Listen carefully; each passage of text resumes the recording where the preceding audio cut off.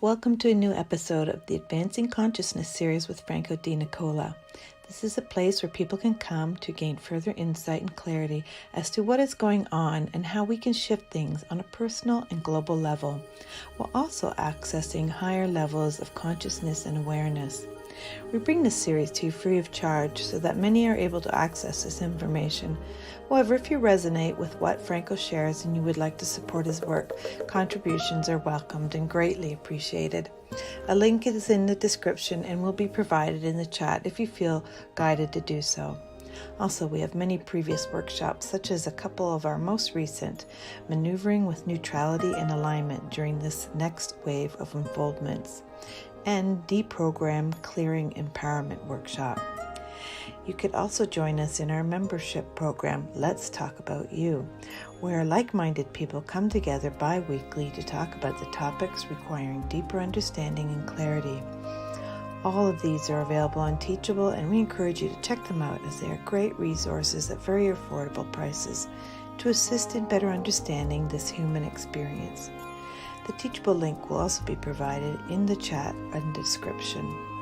And lastly, don't forget to share. As the more of us coming together and creating a shift in oneself, the more effective it'll be to shift things globally.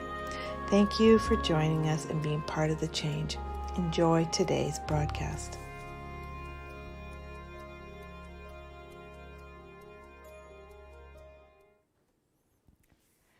So welcome everybody to another episode of Advancing Consciousness series. Today we're playing with episode 52. And it's a pretty intense episode in a way, but I'm going to make it as light as possible. And the purpose of today's episode is to kind of expand us a little further to understand how reality comes about, how it actually can be navigated, and really at this point in time, understanding what it all is, because a lot of people do not understand what reality is and what actually shapes it. And we have multiple realities we play with. So, welcome everybody to play together today and to expand ourselves once again.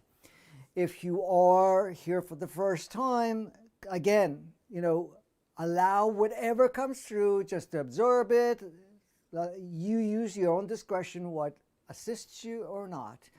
The information is as clear and as most direct as possible to trigger your own knowing, your own memory. This is not to oversede or supersede in any way your own knowing. However, most of us in our journey of this life have turned off or at least minimized our own knowing tremendously. So that allows us to be able to have the experience sort of in an unconscious state. But this series here and even the podcast is assisting us to trigger those memories, to create shifts within yourself, because not only the words and the energies coming through actually enlighten you, make changes within yourself, but it also is conducive to the codes and everything else that we've been receiving right now. So here we are. We've chosen to come together. There's no accident you're here.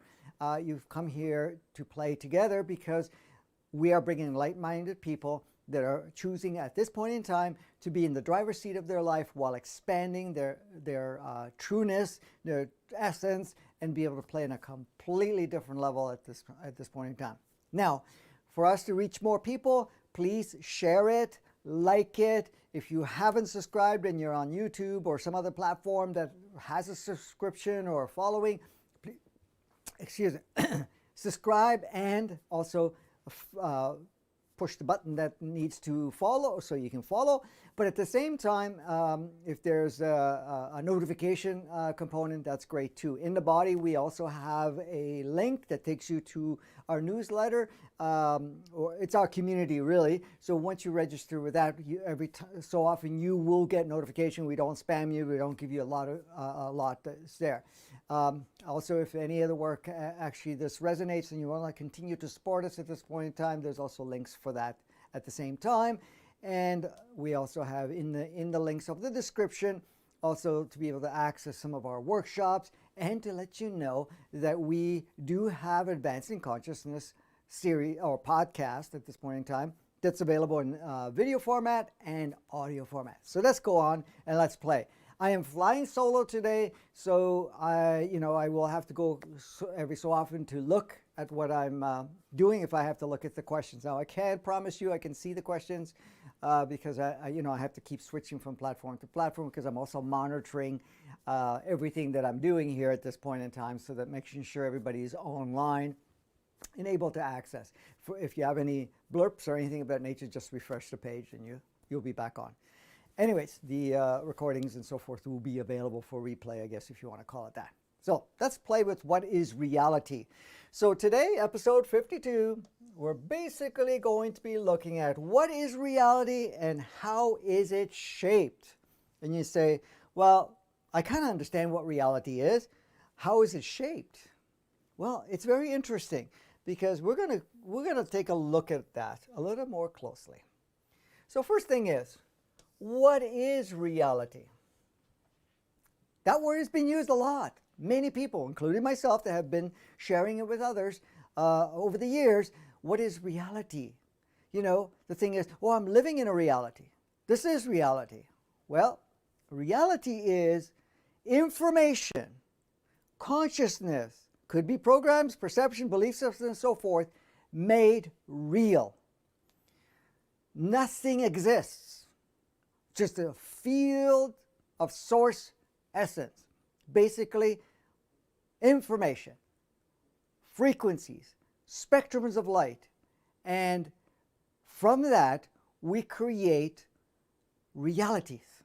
We make it look like it's real. Now, realities, so you are in a reality right now. Maybe you've heard the words virtual reality. What is that? It is another way to use electronics to create something that we observe, and then by observing it, we kind of go into it, seeing it that it's real. And that becomes our reality temporarily while we're playing that game or using the virtual reality part of it. Well, this extends further to what we are experiencing here right now on the planet, which the planet is a part of a virtual reality that's held by a cluster. There's a complete operating system that creates these environments for us to be able to play the game and see it as virtual reality, or in this case, we call it as reality. Now, we have multiple levels of reality experience, but we're going to play with all of that through this episode today. So that's the first part. Reality. What is reality? What we make real. And what does that mean? What does that indicate? Well, we make it real so that in fact we can have an experience. And this is the only reason we would come here, to have this opportunity to experience the reality, virtual or otherwise, of this playground with this physical expression. Now, all of us are tuned differently to experience this reality in different ways, and it's completely flexible. So you could say, okay, it's what we make real. Well, it has to feel and look real to get the full sensorial experience and to be utilized. Now, the realism at times can go so deep where we lose all other access. What do I mean by that? We get so into the realism of what we play this game and say this is real, we lose perspective or lose access to a certain degree, in some cases almost 100%, that there's something more than this reality, this expression that you are doing or experiencing. Now, what we make real, because the next question is, how is it shaped? It can be shaped. It is shaped. What shapes it? How does it get shaped? How does it actually? Because look at it this way. Your experience of life, as you played your experience of life,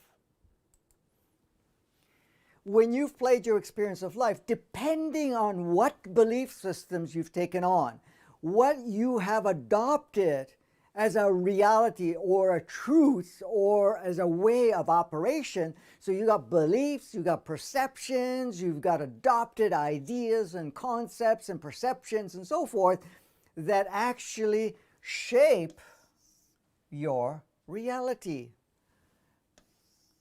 By taking that, so you're looking at your reality that is shaped, your reality is shaped by all of those ideas, concepts, and belief systems. Now, by doing so, we actually create a variance in our reality. Because as we come in, we're kind of really open, and I'm going to discuss how that works and how it actually changes. Now, the changing is an agreement. But sometimes we get caught up in the change that we've agreed upon, and we become less than flexible to step out of that reality or to be able to shift away from that where you're opening up the platform. And that's kind of what we're doing right now with all of the stuff that's happening with ourselves. We're actually expanding ourselves to be able to see much more variance and flexibility without the limits or minimal amount of limitation. And when I say limitation, it's just guidelines to be able to expand the reality way beyond what we've experienced thus far.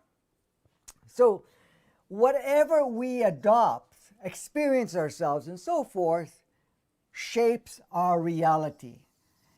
Because what you believed as real, because reality goes right into the construction of every part of it.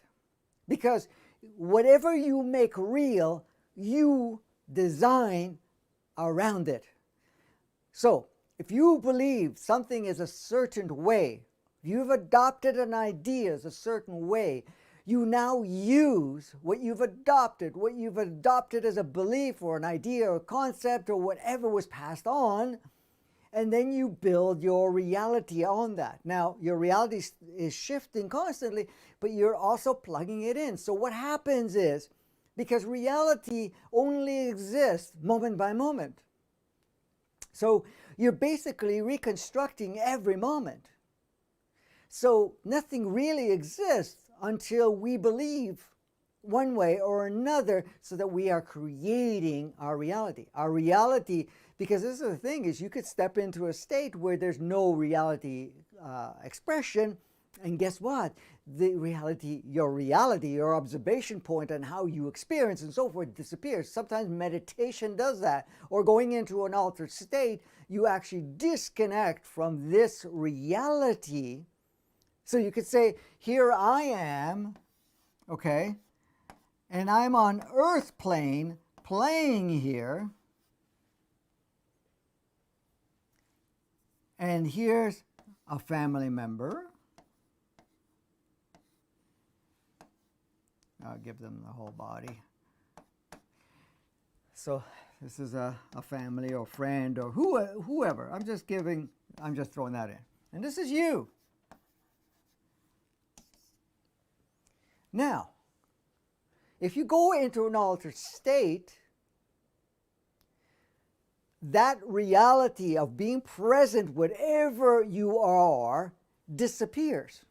You actually pull away from that. It's not there any longer. So your reality for you at that point is not existing. However, somebody's observing you. They have been observing you in this reality, in this state, physically and otherwise. As much as you are no longer projecting this reality in this altered state, they are seeing you based on their projection. This is where the overlay occurs, where you see each other. And here's a fine example. What you perceive as you, as your own reality, is never going to be the same as someone else's reality observing you. If you had 100 people observing you, as you are playing a virtual reality of yourself, your emotions, your actions, whatever is going, you're going to have 100 different people seeing maybe the base outline, but they see other layers of you. They actually see you differently. Now, what makes it different?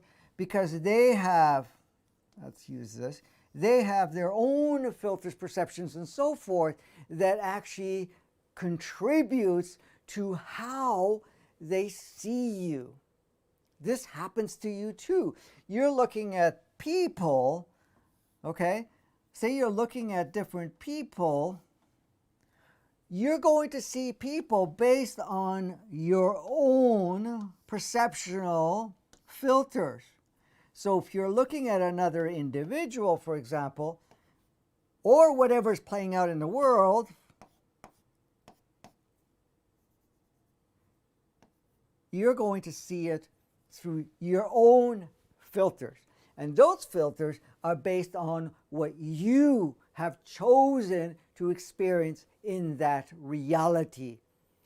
Because the thing is, we constantly are shaping every part of the reality. It's not just your physical aspect, but whatever is contributing or being part of your life stream. Because everybody is just a spectrum of light, a holographic projection. That holographic projection is utilized for the individual itself, like you are projecting this particular holographic projection. Now, that may be saying a spectrum of light. So you have a spectrum of light of you. It's a range of frequency and holding a certain spectrum of light. So this is you in that cluster or that projection of light, for say, as you're going through that, this individual and any other individual at this point in time may not see the full spectrum. They may see only a sliver of it or part of it. So they have to build the rest of it based on what they're accessing. The same way you're going to access the spectrum that you are seeing this person. Their person may be this range, okay? But you're going to see them in a different range where it may be like this. You're going to see a smaller part. And this is why a lot of times you feel that people don't understand you. It's not because they don't understand you. They're seeing you through what they're capable of seeing, through their filters, through their spectrum. This is why when people like yourself are shifting in consciousness, you're carrying, remember, as you are expanding in consciousness, your band of frequency expands. Your reality alters and also expands, including other parts of you. You're accessing more spectrum of light, more bands of frequencies. Now, because of that, you've now broadened. So you may have been a sliver, but now you've broadened. Their filters, whatever their filters may be, is not capable of seeing, for example, let's look at it this way. They're only able to see this much of you, this band of spectrum of light and frequency. They can't see the whole thing. So they may not understand you. They may not understand what is happening to you because they cannot see the range that you're seeing. So in fact, you may have a deeper understanding about what's happening in life or whatever is happening in the playground. For example, some of you have started to notice things changing in the world. You're getting a deeper understanding of purpose, what's going on, and you could see beyond what is really happening, so that you actually see the bigger picture. Because what you're doing is you're looking at it from this band. Now, these individuals may be seeing the smaller band and they can't see the rest of this. They can't access that part yet. So they're saying, no, it's this way. When you say, no, can't you see it? There's the elephant in the room.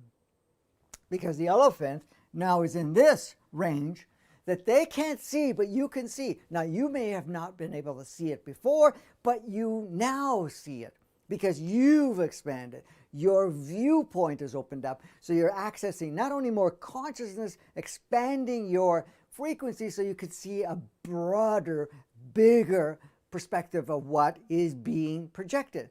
Because we do not see everything that's going on at this point in time. As you're going through it, this is where people become much more intuitive, can see the different layers of dimensions, can be able to see the parallel worlds, can be able to see all the staging behind it. And in fact, you get to see many more layers of this playground that we are not seeing. Now, of course, we purposely limit it so that we can focus on one thing instead of others. But other people have chosen to see a bigger spectrum of it so they get a deeper understanding. So this is the thing. So when you're looking at all of this, you have to understand that they may not understand you because they can't see all of it. And the same thing with you. Now, here it is. If their spectrum is in this range here, for example, now you're seeing it from a bigger perspective, you may see all of this. Let me change the color to make it easier. You may see a bigger part of it, like this whole range. But they're only seeing within this range because that's only where they're at. So when they're saying certain things to you, well, no, this is how it is. You got to be careful. You got to be afraid because this has fear program in it, for example. Fear program is, there's a fear program in there. So all they see, the main focus is fear. You see, yeah, there's fear, which is a program and so forth, but I see much more to that. In fact, I can see how you can step out of that. Not only step out of it, that it's even an illusion. But they can't yet. So you have to understand, it's wherever they're at, what they can see, you have to allow them to do that. And when you are interacting with them, you're kind of nudging this part of it to expand a little bit so that they are able to see more, but at the same time, you can't expect them to be able to see what you're seeing. Now, nobody's going to see each other 100% the same, because what happens is, even if you connected with like-minded people, and I've observed this all my life, like-minded people per se, that's still a range. Because I've met with some gurus and whatever else over the periods of time, over the years, and then I could see that they had, pretty integrated information and understanding, but again, it was in a certain range. And then when I shared other ranges within them, they couldn't understand that yet at that time because they weren't there. So we have to understand that our reality, what we perceive, how we understand and project our reality or life, is based on the range. Now we're being pushed tremendously to break out or basically expand ourselves to be able to see more of it. So this is what we're looking at. So we have to understand that when we are observing others, we may have filters. Now, if we start to eliminate these filters as we are looking at it, then what you're doing, what you're doing at this point in time is you're seeing more of what they're experiencing through that expanded version, but you are now still have an appreciation that they can only see what they can see. And you're not there to fix them or anything because they're not broken. They may just be in this range still. And that's it. So by removing the filters, you get to see more of them and where they're at. So you have a deeper understanding and a deeper appreciation. And whenever you communicate with them, you may push them a little further by just sharing what you're sharing without trying to fix them or change them or anything of that nature. And it assists them to at least set the stage. This is what I'm doing with you right now. I'm sharing this. Now, many of you may know this already. I'm just reminding you that you already know from a conscious perspective. Some of you have it, that knowing is dormant. So by exposing yourself to this, and hopefully you can repeat it more than once, it opens up even further. So this is kind of what we're looking at. So what is reality? It's what we make real, and whatever we make real, we experience. And through these experiences, we are learning. Through these experiences, we are expanding our capacities. Through these experiences, we become more enlightened. This is the reason we create these experiences. This is the reason we step into these experiences. And this is the reason we may reduce access to certain band of spectrum of frequency and then expand it accordingly. Now, we all have different signatures. The body itself has a range that it works in. The human entity has a signature that has a very specific band of frequency that it works. Now, with the capacity, of course, to see more, but the reason that it's encoded so that we don't have the same experience, that we have some variance, but the access is bigger. So the signature really just fine-tunes what role we want to choose to play, which is constantly expanding anyway, so there's no restriction to that. And the same thing with the soul itself, because the human entity is a earthbound soul sort of thing, and then we're looking at an interdimensional aspect of soul, but it's still all source. There's nothing outside of it. So you have the three components coming in with different signatures that kind of harness and shapes the playground, but it's always constantly expanding. So yes, very much so, reality is shaped for us. And we're going to go in a little bit more to see how it's done. Now, just to plug this in, some people feel that their reality is shaped for them. I'm sure all of us, to some degree, feel that our reality is not of our own doing. Something else, someone else, or some other so-called being or deity or so forth is shaping our reality. How many of us have said, oh, my parents have shaped my reality, my friends, my work, my education, my whatever, where I was born, what body I have. Those parts have a tool or a contribution to shaping the reality, but in fact, you are shaping the reality. So this is a great experience. Somebody else, someone else, something else. Because how many people have said, oh, God has shaped it and sent us down here and came here to do it. And if we don't make it or do make it or whatever it is, well, how we play, what we do, what choose, then we have another outcome afterwards when we're no longer form. But we get into the idea that others shape our reality, and then, yeah, we could have that experience. And many do. It's a pretty cool experience, temporarily, of course. But how many of us got lost in it for a very long time, which had its service too, because we have been going through stages. So some people, and in a lot of cases, the sum is a lot in comparison. So some people feel their reality is shaped for them. They have no control over it, or at least a very small control. Example for free will. Well, we don't have free will, we have free will. I did talk about it in other episodes. Do we have free will? Absolutely, we have free will. Always had, never can be taken away from us. However, you say, well, my free will is in this range because of how my life's been shaped. This is the thing. You can look at it and say, well, you know, I have free will, but I didn't make the game. True enough, but not true totally. Well, I didn't make the game that's playing on planet Earth. Yes and no.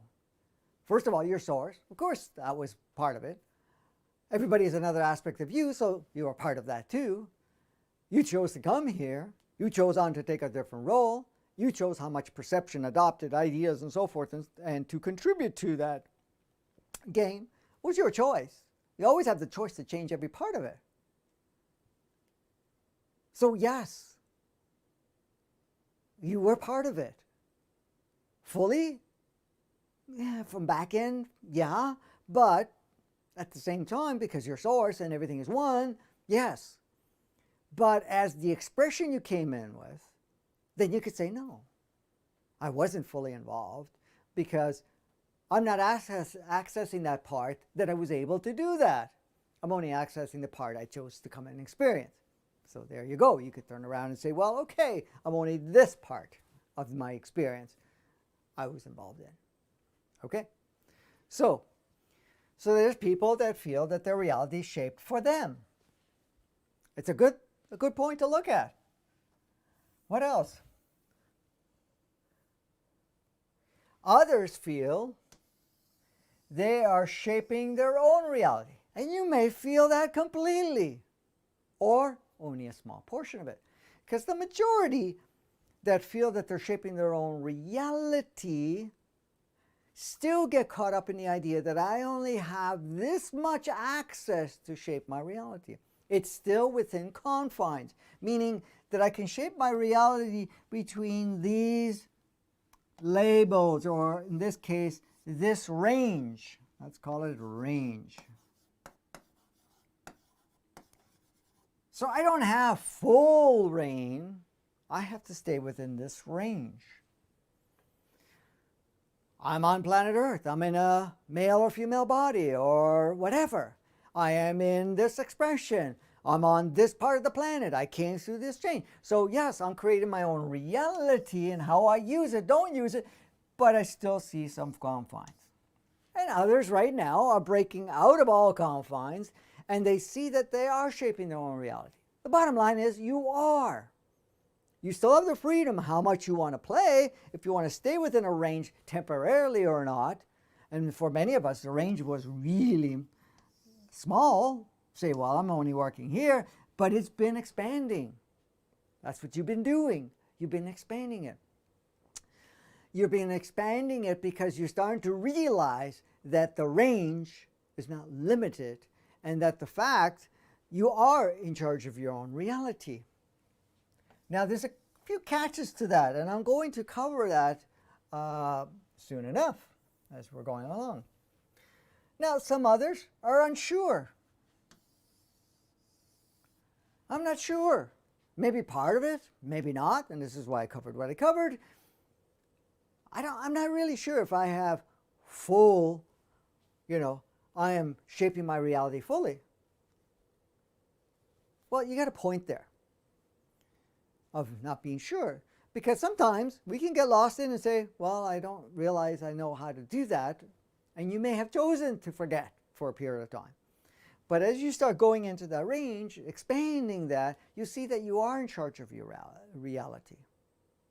Now, all of us, to some degree or another, which is always changing, may have made an agreement to come on the planet and to go through a state where you allow others to shape your reality. Most of us, from birth, come in and say, hey, I am in charge of my reality.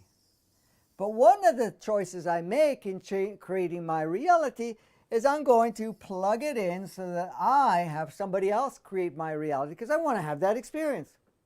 I know I can create my reality, but I'm going to piggyback, connect with, or give the reins to someone else to shape my reality. A lot of times it ends up parents, sometimes it ends up with other people, sometimes it's just the whole system. And we go through educational system, media system, whatever else, we shape ourselves based on allowing that to come into the play. I'm hoping I didn't drop anybody. Okay, we're still on. Sometimes the technology here does a little glitch. Okay, so I'm trying to monitor everything here at the same time because I don't have Kimberly here keeping an eye on things. But, so yes, you could turn around and say, well, I'm going to make a choice to have others shape my reality for a period of time because I know too much. And if I want to be in complete reality, I'm not going to have the experience of how it feels to have somebody else create my reality for a while, or the fact to help them shape for reality. So if you look at all the systems that are in there, the offerings are there over and over and over again to shape our reality. Okay? There's another part to this whole reality afterwards. And the thing is, as we're going through that, we can switch from empowered reality creation to experiencing disempowered. Now, all of us came in as empowered with the idea that we're going to make the choice of disempowerment and then go through a disempowered where we create reliance for people to shape our lives. How many times have we said, I don't know what to do with life, I want to hear what other people have to say, and so forth. And then we use that as, a point where, hey, you help me shape my reality or shape my reality for me. So the unsure part is, yeah, you may feel that, okay, I'm not sure if I'm doing it myself or not. But I can tell you, as you become more aware, and you have been, the fact that you're even listening to this, you're starting to notice that, hey, wait a minute, I am shaping my own reality. I did make some choices that I let somebody else shape my reality for a period of time just to have that journey. And yes, sometimes I've gone to the unconscious state of going, I don't know. I played the game, I don't know. Am I? But there's more to this part here, others shaping your reality. Let's go to a nice little blank version here. Let's pull. Yeah. There we go. So let's take a look at this. Once we look at it more closely, let's make this a little bit bigger. Whoa, too excited here. Once we look at it more closely, we may shape our reality, but what shapes us to shape the reality in a specific way? There's several parts to this. Now, you're now looking at it and saying, hey, I shape my reality. Absolutely, I shape my reality. Or, yeah, I'm almost sure that I shape my reality. But what shapes us to shape the reality in a specific way? Well, the thing is, as any virtual reality, you're going to choose the game you want to play with. You're going to choose what layers and levels and whatever role that you're going to take in this virtual reality for a very specific reason, because you want to have that particular experience. That particular experience also helps you to fine-tune, expand, grow, do whatever is going to suit you, serve you, and to give you the opportunity to do something even more powerful for whatever reason. So you coming here on the planet have made the agreement to say, okay, as much as I know that I am fully in charge, sovereign, free will, reality creation, and I am all that is, I'm going to, for a period of time, limit that right down so that in fact I allow others and things and situations shaping my reality so I can have whatever that experience is. So we now choose a very specific way of experiencing ourselves. And those choices are based on exactly what you may have agreed upon, not only physically, but from a human entity and a soul to say, okay, I'm going to learn, grow, enlighten a little further with this, but then take an active role, or along the way also take an active role to do what is necessary at this point to transform this virtual reality we call the human experience and the virtual reality of the planet itself. So we're redesigning the world, we're redesigning ourselves, and so forth.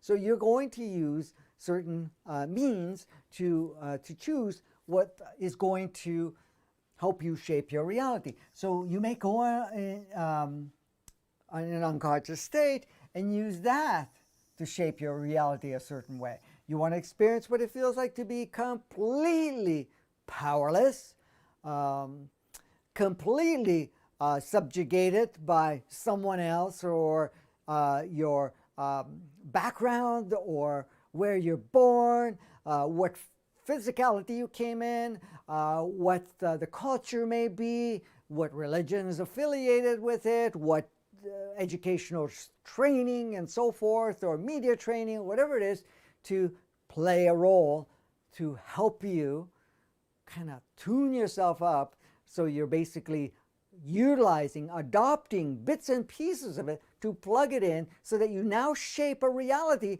based on those bits and pieces. Now, you may not be totally conscious of that, and maybe starting to become more conscious of this, because as you become more conscious of it, you can't even judge yourself, because you know you made those choices to go down those paths.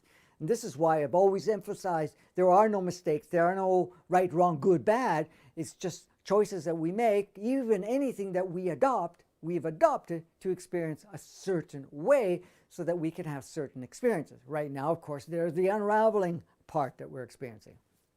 Even coming onto the planet and saying, okay, I'm going to adopt these ideas, concepts, and so forth, even knowing that I'm going to go on this virtual reality, this game, this so-called expression of myself, to have a specific experience where everything is inverted. This is why I've always said there's the inverted. Well, there's an inverted matrix right now, or has been up to this point, up to just several months ago. But there was an inverted matrix, what we call the inverted 3D and the inverted 2D. I didn't master the reverse 2D yet. Oh well, close enough. One more attempt. My perfection part is kicking in. There we go. All right, so I know that the playground has this to offer. What is inverted matrix, inverted 3D to inverted 2D be? Yeah, okay, that was not the original operating system, but we adopted that operating system when it was introduced. Okay, so I'm going to go play there. So what does that mean? That I'm going to play in a field where all the information, everything that I can utilize, adopt, plug in as a belief system and so forth, is in reverse. Works completely backwards. What is, isn't. What isn't, is. As even a natural condition, a natural state of being. So you made the choice to come and play here under this opportunity, play, what do you call it, programmability, and so forth. You've come here to choose to experience that. Now, you're going to play with it for a period of time. At some point, you're going to feel like, okay, I need to reverse this or unplug it or whatever and go into your true state. So you can see that, you know, we're going to use whatever is available for us to kind of shape our reality for a period of time for a specific requirement. Now, some of us made that choice to come here with a purpose of transmuting, transforming this playground that has become ingrained deeply. Every concept, belief system, perceptions, and so forth have all been ingrained in this inverted matrix and so forth. So some of you have chosen, knowing that we are preparing ourselves to create a transformation, to go in and readjust and also realign everything but to transmute this invertedness. So you came in to say, well, I need to get the experience to feel, but also to be able to get into the depth of those operating systems, adopted ideas and cultures or whatever it is, religion, you name it, systems after systems after systems, for me to get to see how it feels, to see how powerful it is, how deep it can go, so that I can actually have experience in form, or the virtual reality of form, to be able to start transmuting every part of it. And this is what many of us have chosen to do. And many of you listening to this have done that and have gone to the depth of whatever that experience would have been in the inverted part of it, and what you can call unconsciousness, self-aware. But that was part of you to give you an opportunity to get the depth of that understanding so that you could use that to facilitate and move yourself along the way. Okay, so that's kind of why we shape it in another specific way, reality in a specific way. Let's see what else we got here. So the next part is, who and what may be shaping our reality? Well, we are, first and foremost, we are shaping it. But what resources, what information, what part of the virtual reality that we are in, we're choosing to bring in, choosing as part of shaping us. So when you say who is shaping our reality, well, it's you, but the thing is, like I said, you can give that who a smaller sliver. So you say, okay, who is this much? This is who. This is an example. This is my reality creation. It fits in there, for example, as your band. Of course, that expands. But at this point in time, I realize that I'm creating this. But I'm going to give a section of what I create as my reality to someone else. Could be your parents, could be other so-called fictional virtual reality authorities, either example people or other versions of yourself playing different roles through programming and training, whatever you want. But let's stick to who. So who are we giving this to? We may be giving it to certain individuals. Say, okay, mom and dad, education, religion, culture, certain ideas of what it represents for male and female, what is in this part of the world, what form of physicality I've taken on, or any part of it. You're going to create all of this my reality. This other part, I'm going to leave it open for myself. So you're going to say, well, okay, oops. You're going to say, okay, I'm going to leave that part for myself. So the who is what we assign to. Now, some people have said to me, well, excuse me, I don't know that I did that. Well, you can see indications are in the idea of saying, you know something?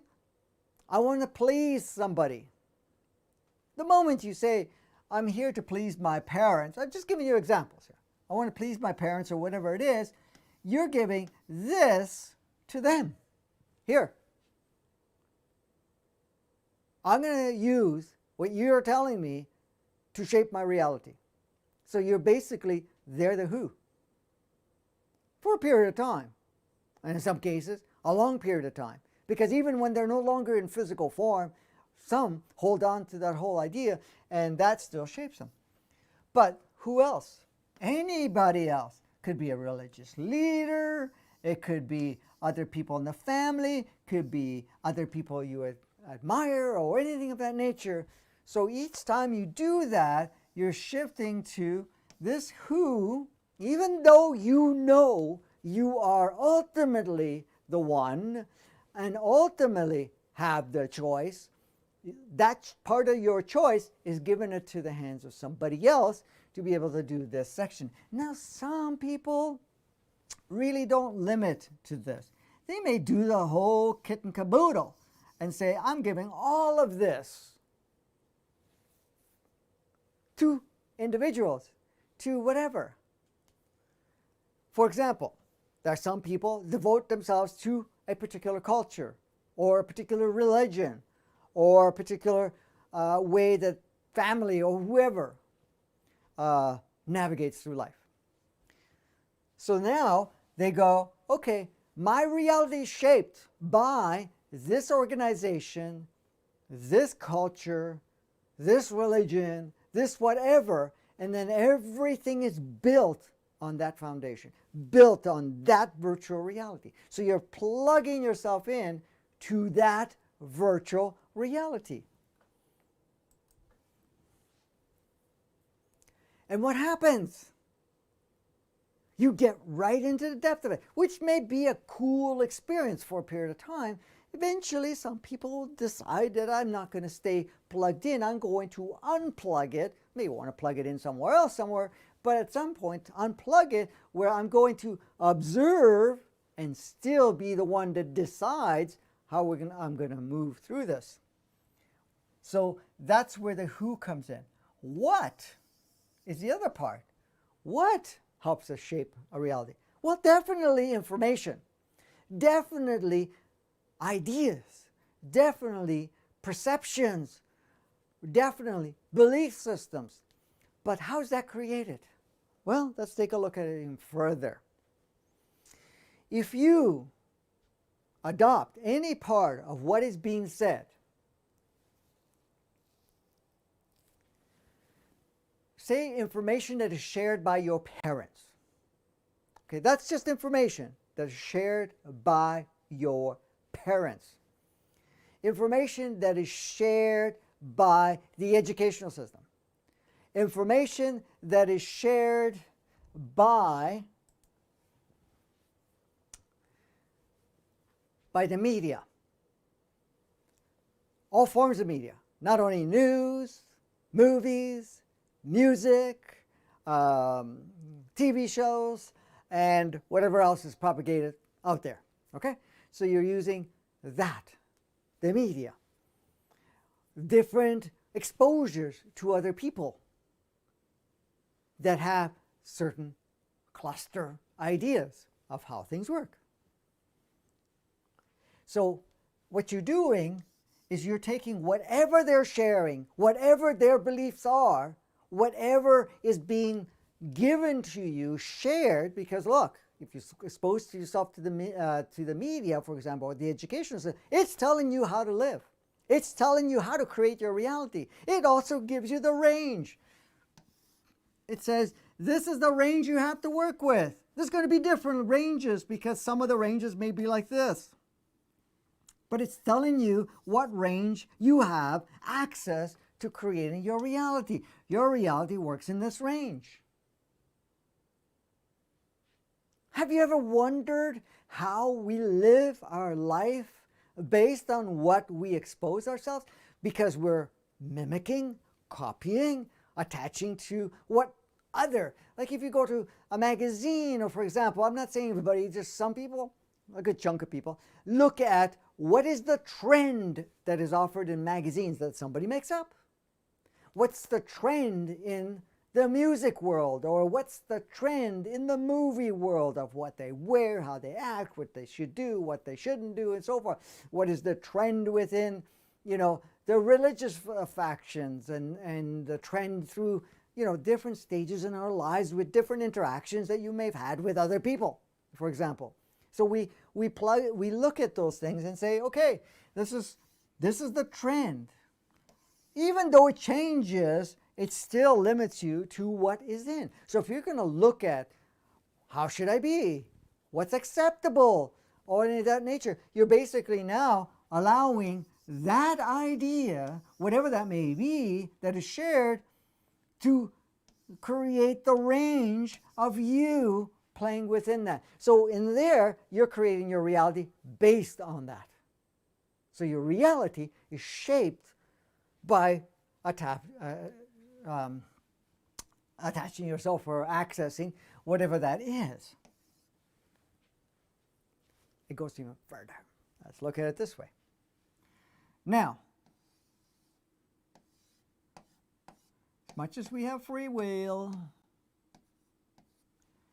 so here we have a huge spectrum of accessibility of seeing things. Like I was saying earlier, you could see layers and layers and layers and layers. Now, whatever you learn in school is here. What you learned from your parents is here, or whoever else you were involved with. Whatever you've learned from the media, from different organizations, from other individuals, what you've learned through other exposures of so forth, each one of these are filters. But they're not only filters, they actually deflect and alter the frequency you can access. So say you're looking at a screen. So this is the screen.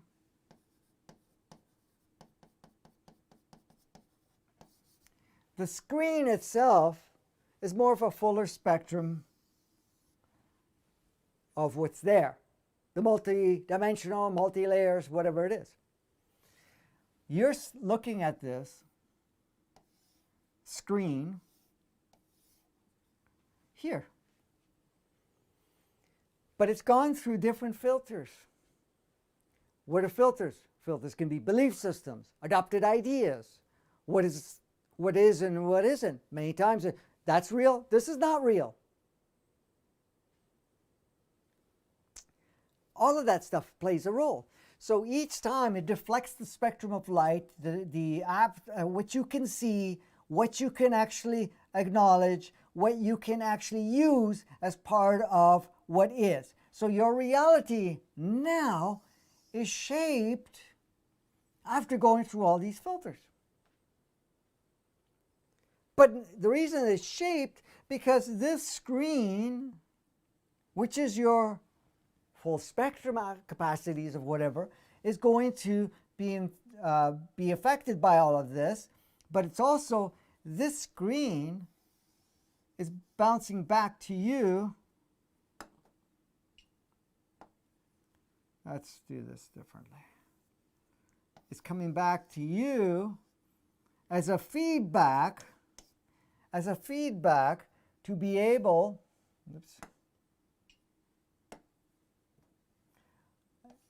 as a feedback to say, okay, this is what I'm seeing.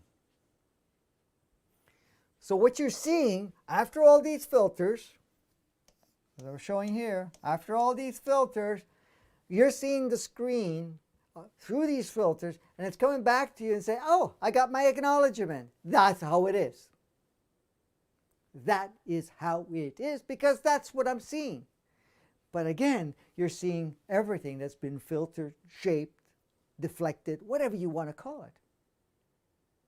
The beauty part of all of this, most of all these filters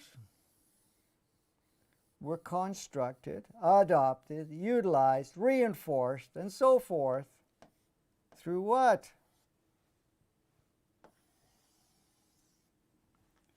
This inverted matrix, inverted 3D and 2D playground projected idea. So you're going to see a lot of this stuff, as much as all serves, and you have the freedom to shift any part of it, you're going to see it through the inversion. So you're going to see this inverted rather than accurate. So the feedback is only reinforcing the inversion, the upside down. Because look at it, the inversion part.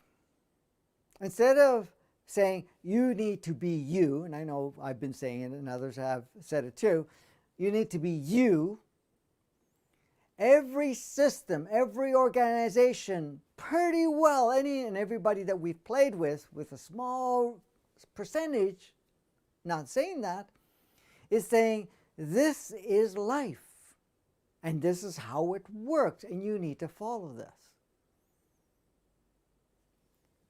Based on the inverted world, the inverted everything, because it is reversed.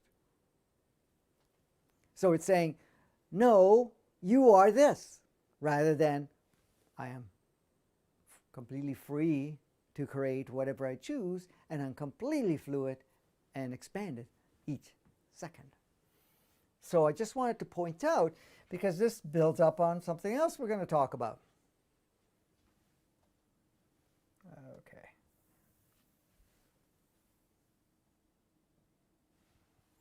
Who and what is shaping our thoughts? Did you ever imagine, why do I think this way? Why do I think this way? Why can I only use my imagination this way? Here we are, pure potentiality, expanded imagination, expanded creation, thoughts that are completely in that range, and then we think otherwise. We think small, we think based on what's there. So, who's shaping your thoughts? Well, it goes back to the same thing. What we observe from others, what we have adopted as, okay, I'm going to let you make me understand your projection so that I can create my thoughts and stage my imagination and creativity based on that. You may not write it off 100%, but a good chunk of it for a period of time. So these can be anybody, educational system, parents, friends, whatever. Okay, those are the who. What is the same thing. Why do you think something is important in your life? Well, yeah, probably somebody told us it was important. Some organizations said it was something important, that if you didn't have that, then you're not important, or that in some way, somehow, that this is necessary for you. But when we go to what, it's still connected to somewhat to the who, but what? The systems. It's teaching you what is good, what's bad, what's right, what's wrong. Under what? Some rules, made up rules.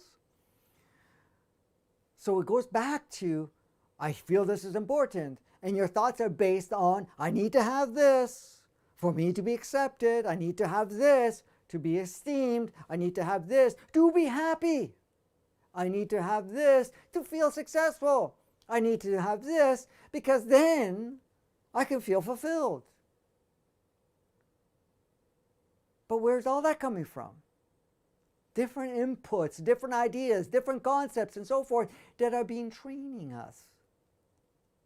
Again, we're free how much we let it in and which one we don't, and we, to some degree or another, allow a lot of it in and then eventually back it up, and some have chosen not to take any of that in. Now, some of the younger people have chosen not to. Some of you that have been here for a while may have adopted a certain part of it and then dropped it, or in the stages of dropping it, or have been dropping it for some time. So our thoughts shape our reality. The thoughts is an indicator of where your focus is. Our thoughts is the part. It's like people say, well, our thoughts create. Well, yes and no. Our thoughts reflect to us what we're going to create. If you believe it, if you think that way, then you're going to take the steps to create or shape the reality accordingly, because you are shaping the reality. You're going to pick what range of this I'm going to see. Let me move this up. What range I'm going to see. That's what it is. So the thoughts are indicators of where your focus is. They're indicators for you to see that, hey, wait a minute, this is what I'm using as material, or what I'm using to shape my reality. So that's what it is. It's an indicator. It's actually telling you, oh, I'm thinking that I'm not going to make it. Well, the thought is not going to make it. You're connecting to that idea and concept, and guess what? You now have to match that, because it's not that the thought is shaping it, but the thought is indicating what you already believe, what you've already adopted as an idea or perception or concept, and now you're still building around that. So if you look at your thoughts, that things are horrible, or this is that, and go, hey, wait a minute, okay. Let's take a look at this thought. Where's this thought coming from? What is it about? Because then you get to the indication of what's playing out. Let's keep going. Well, here's another good one. Maybe we should move this over. Yeah, let's do that. Have a cleaner slate. All right. How many realities are we involved in? A good question. We think we're in one reality. We have multiple realities. Look at it this way. You go to your family, and what happens? You link up with their reality. You get feedback from their that reality that they're doing as a collectively little smaller cluster collective. And then what you do is you shape yourself, and you reinforce not only the reality there are, but you become part of their reality, and you start to act out or shape your reality to match it as much as possible. Now, it doesn't matter if you leave there, a part of you is constantly, to some degree or another, still projecting that reality because it's still active within you. It may not show up so in your face wherever you're going, but you're not disconnecting from yourself. So you got reality number one. Oops. Here's reality number one, family. So saying number two, I'm just going to give some examples. Two. Reality number two is partner. Just to give you one as an example. This could be reality number three, could be work, school, or whatever. You can have number four, friends.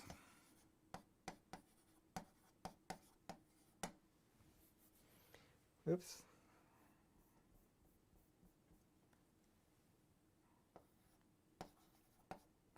Friends. So you're looking at different realities so you basically, you step in this one, you're projecting your reality, and that reality is projecting to you, and now you create an exchange and a balance. Then you shift from this and you go to this one, and it's having a certain feedback. Sometimes there's an overlay, but there's that. Then you go to work and you're now playing in another reality. So you're going from one virtual reality to another. Now there may be some similarities in each one, but guess what? You're going to, I'm just noticing I'm not spelling this right. Anyways, doesn't matter. So you're going to see yourself, each one of these,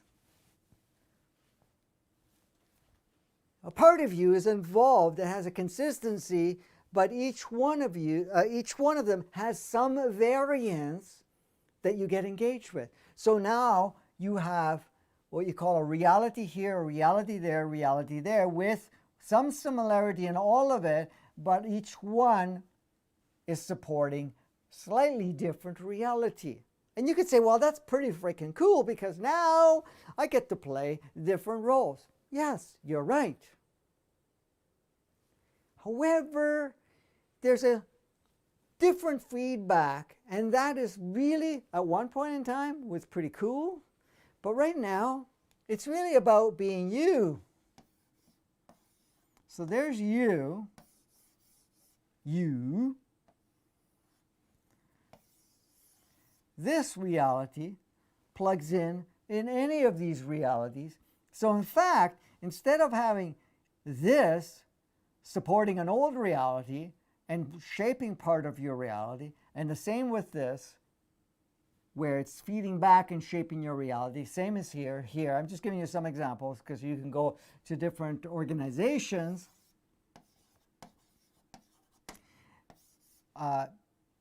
religion and otherwise, whatever, that are going to have the same thing. So, I mean, there's multiple groups, whatever you call it.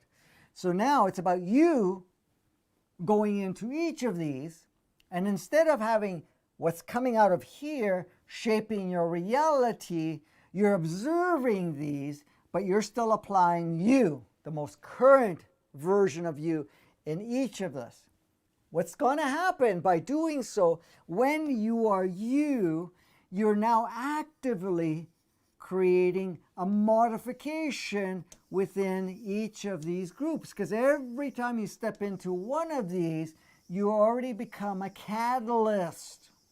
We're always a catalyst. A catalyst to support the old, or a catalyst to create change. So when you are you, this you plugged into any of these at any point in time, because we all do it, we're all plugging in all the time as we go, we're becoming a catalyst. So this feedback is not changing you, you're changing part of this with the freedom for them to play wherever they are, but you're already stimulating a change, but it doesn't alter you. It may expand you, but you're being you, because you is not stagnant. A lot of times, a lot of the individuals playing in these groups like to hold on to the stagnation part. Stagnation part is really holding on to that limitation within themselves. So, how many realities? There are many realities. Now, it doesn't stop there. So here's you, and you're watching a movie.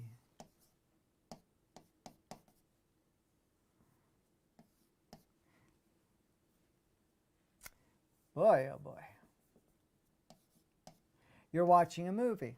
You're listening to music. You are involved in something else. So let's take this. You're in school, if you are in school, whatever. So now you're looking at it.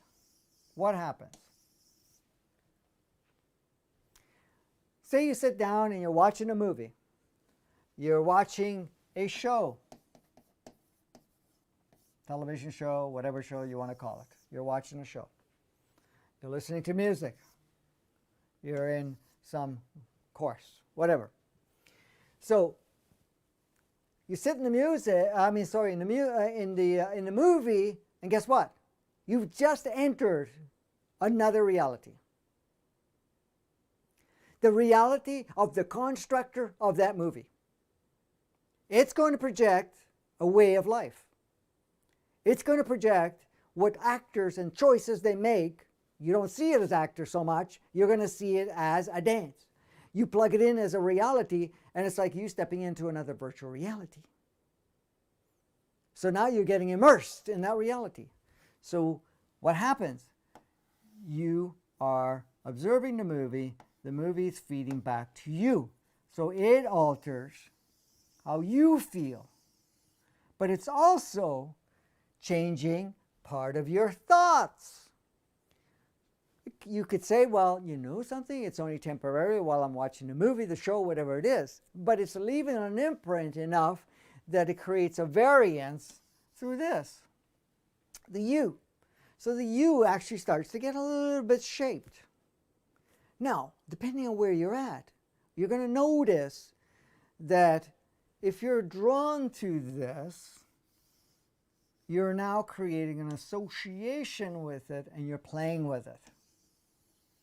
So it's altering you. You're observing another perspective, another viewpoint at this time. Now, a lot of times what happens? Movies, music, education, different shows are still all heavily in the inverted matrix makeup. And inverted 3D and 2D.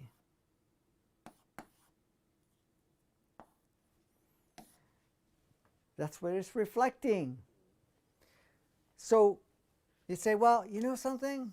I like to watch movies. Yes, that's great. You could do though. I'm not saying you're not, but at the same time, realize that it's making an impact and maybe changing your thoughts, maybe changing your reality. How many of you have watched a movie or show or something and you feel different because of it? Yeah, you could say, well, sometimes it's stimulating in a sense where, you know, I feel better, whatever. Those are temporary. But the thing is, regardless, you're going to feel whatever's projected. So if you're exposed to a lot of violence, for example, or you're exposed to a lot of struggles, fear, survival, how much is that impacting you? How is it tainting? How many filters are being put in? So here you are. Here you are, and each time you're exposed to any of this, because the same thing with music, the lyrics and the frequency of the music, what is being taught in school, what you're watching in shows, are just creating filters. So even though you have your screen here, it's showing you how to look at the screen, which is cool. But is it limiting? Is it focusing on? You may feel abundant. You may feel, hey, I'm in charge of my reality. You may feel good about, hey, life is full of opportunities. Only thing that exists is the moment. And I can change and shape every part of my moment. You feel that. You experience that. It's there, right for you. Now you keep watching movies, you keep showing, and it's showing you, and it's triggering within you, oh, I got to be careful. It's dangerous out there. Maybe I'm not in charge of my reality. Or the fact it filters enough that you can't even see that you're in charge of your reality.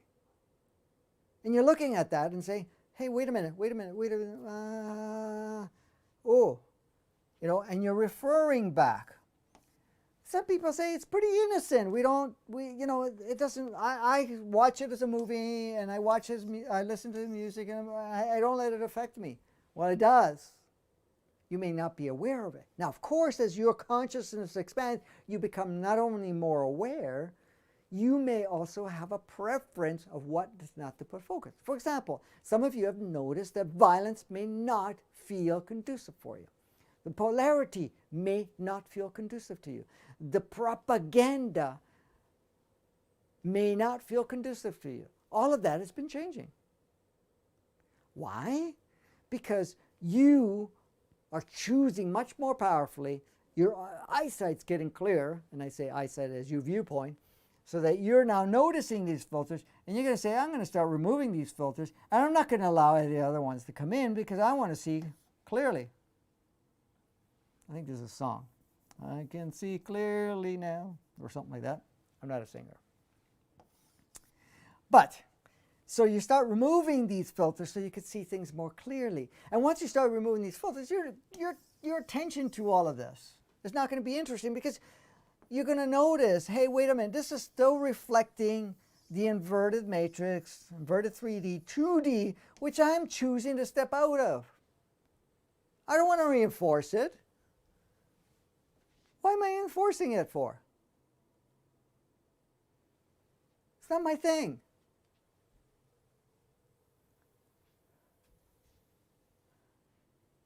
Okay.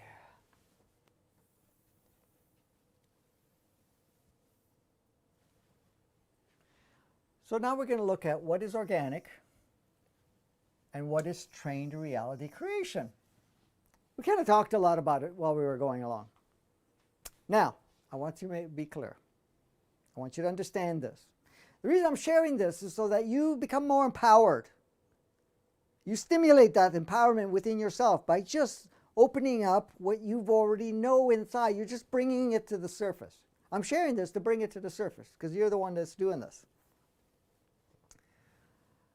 Okay, so what's organic?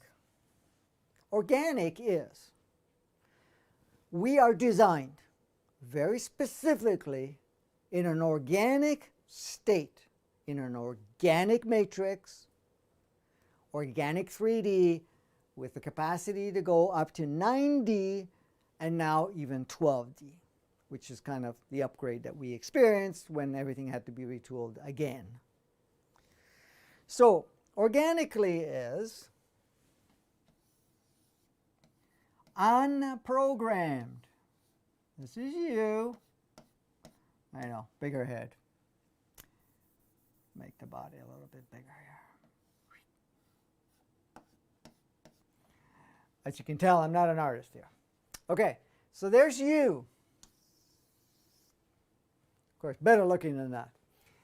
There's you. What does that mean? You in organic state. As organic state, you come onto the playground. Like you did when you were a child.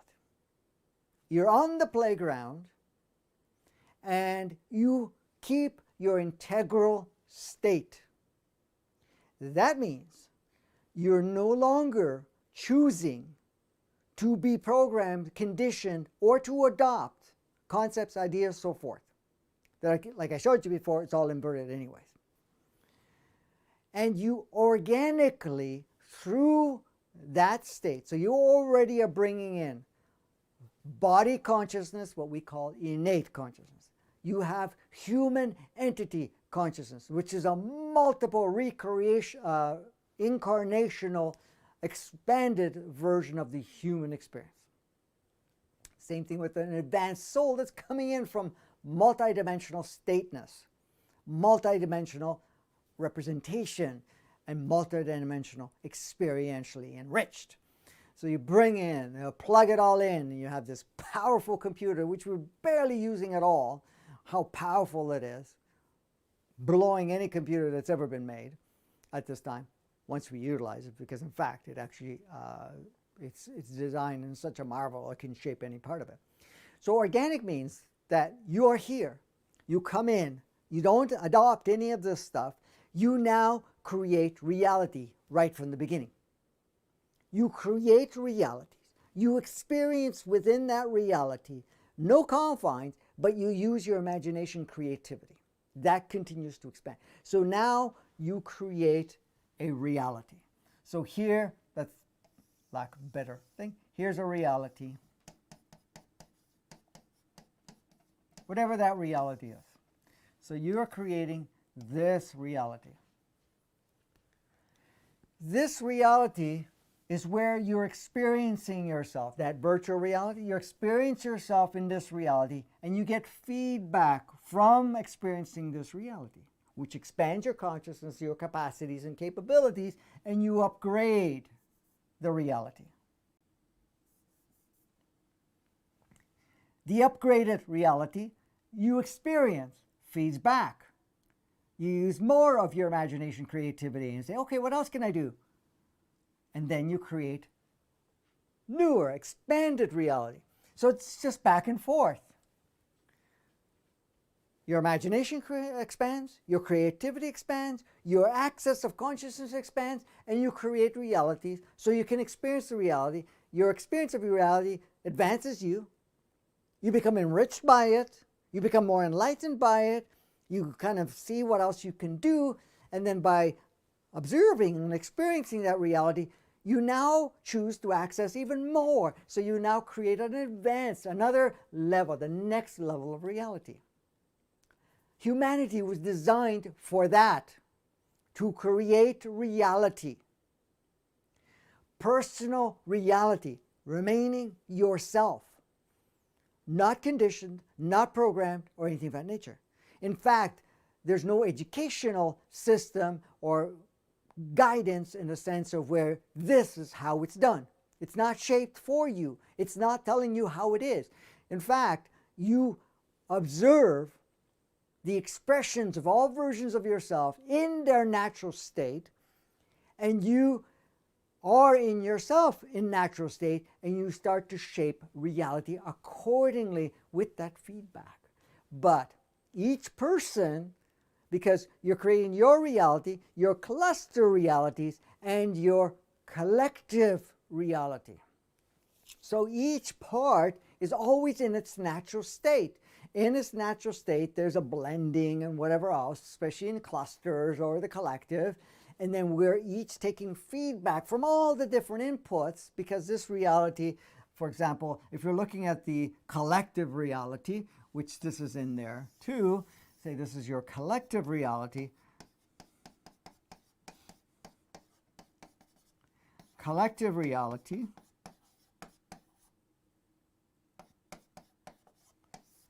Okay, so you have your collective reality where there's your reality, because you're taking feedback from the collective reality. Each of these realities advancing the collective, and each of these collective reality has multiple other playmates, of course. Each have their own reality. Anyways, I'm just going to put that for now. And so it continues to upgrade the collective, and then the different clusters, because the clusters, I'm going to talk a little bit more about that as we go along, but the different clusters. So you're taking feedback from that. So each one, as much as they're playing a role in the collective is playing a role for them. So they're advancing. And these are other aspects of you.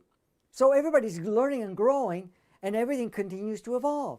This is why, even in this playground, it wasn't to be determined to be in 3D, organic 3D, because that's where it started. Then the inverted matrix got plugged in, and then we went into the inverted matrix, and then we went into the inverted 3D, and then in the inverted 2D type of state. So in fact, we devolved, and everything was created, constructed under a different operating system that was really restrictive.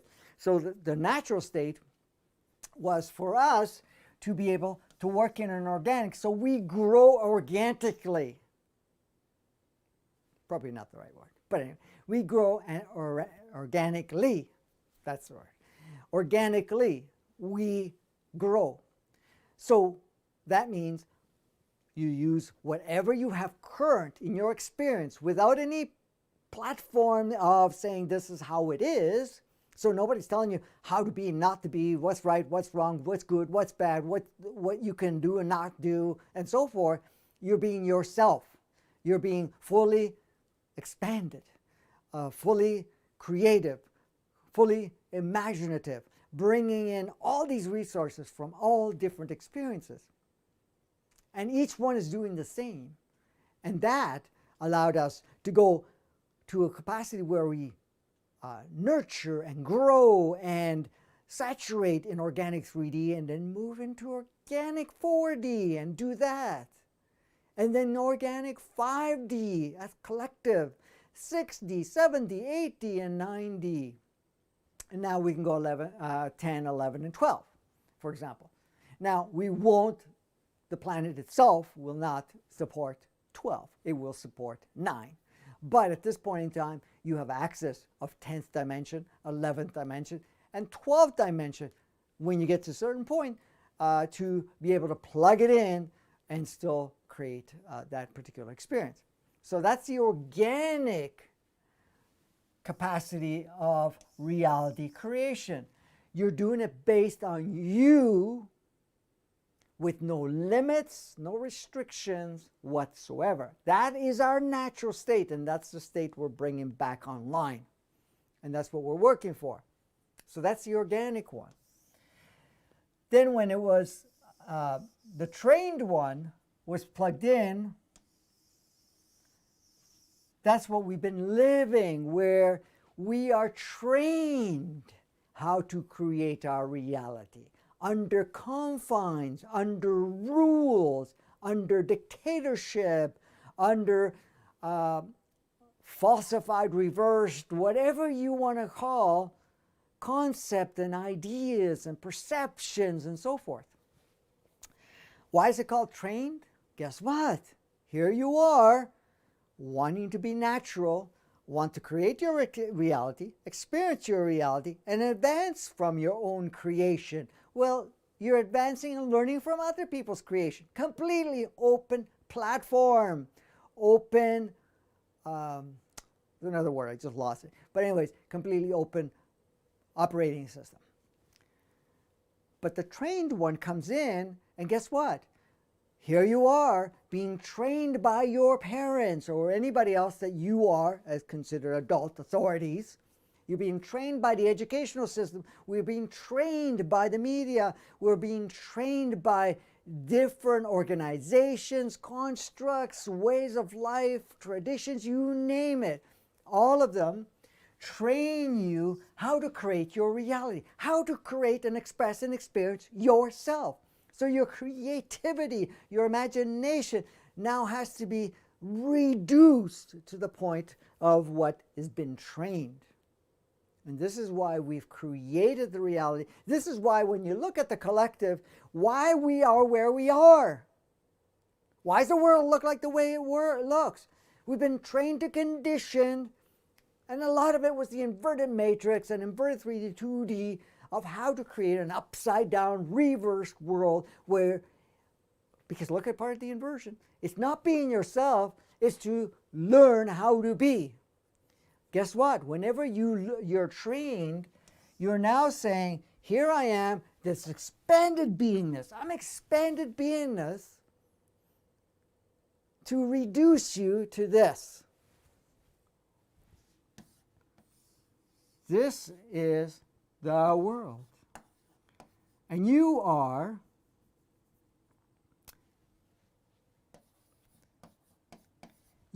in the world. Who you are has to fit in the world. This is your world. That's what training does. It trains you how to fit in this box. Now, this is many resources. Different organization, different educational systems, different experiences. We didn't come here to replicate our family or parents or others. We didn't come here to replicate what a collective system may say. We didn't come here to replicate any cultural experience or so forth. Yeah, we chose to have a temporary experience, but that is not serving any law. We didn't come here to repeat any of it. Even though your signature is different, you're never going to experience it exactly the same, but we didn't come here to repeat any. You came here to be the fullest expanded expression, which we call the organic reality creation. And when you are organic, you are now much even more powerful to contribute to the transformation of the human experience, the transformation of the world. See how important that is. Now, we're all trained, okay? We're all trained. Some more than others. Some of us in the training have been reversing that training. So now you're becoming a little bit more and more and more each day, each moment, you. So you're going more and more into your organic you, organic creational part. That's what's changing. You're becoming more organically and less of the trained part. But we're still exposed to training. We have to understand. Say you're not adopting to your parents anymore. You're not, learning from your parents. You're no longer learning from, say, the educational system, because we've already passed that, and some of us a long time ago. But we're still trained and conditioned through the media. They're telling us what to believe. They're telling us what to do. They're this is how life is. And that's represented through so-called news, movies, shows, whatever else. They're training you, conditioning you. Like I said to you, we have free will. The only thing is, we're being trained how to use our free will. So as you notice that, you go through the process of no longer giving power to that training and reversing the training, and guess what? Then you go more organic, and that's what we're doing. I'm not saying everybody's on that boat, but more and more are coming along, and we're all at different rates of how to deprogram yourself. Okay, this one I'm going to make a little bit bigger temporarily. Is what we have been acknowledging a way of life, as a way of life, ultimately affects our own collective reality creation, truly our natural expression? So, sure, when we acknowledge a certain way of life by observing or adopting the idea that you're this tradition and this is the way of life, or what you've been observing on the planet, or what you've been trained to believe, then guess what? We're going to acknowledge that as a way of life. And now let me use that as a way of life. How many of us created a life stream based on what we've learned and so forth, and really never deviated from that too much? Except that if you're becoming more aware, of course, now you're making changes.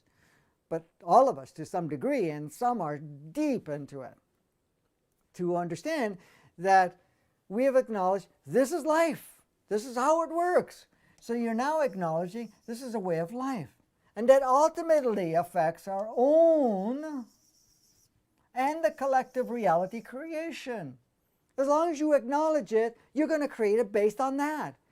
You acknowledge that this is life, you're going to create within that confines. You're going to create it based on those beliefs, those ideas, those concepts, this thing. So it's like this. Here's you, okay? Here's the screen. This is the collective screen, and possibly some of it is your own, okay? So you're looking through all of this, and you're having feedback. And I won't show the filters now, but you're saying, okay, what you are acknowledging as a way of life, you say, this is my way of life, I am this, then you're going to see this, you're going to get feedback from that, and that's what you achieve. But then you're also seeing from the collective. So this is the collective, and this is your own. And you're going to get feedback from this too.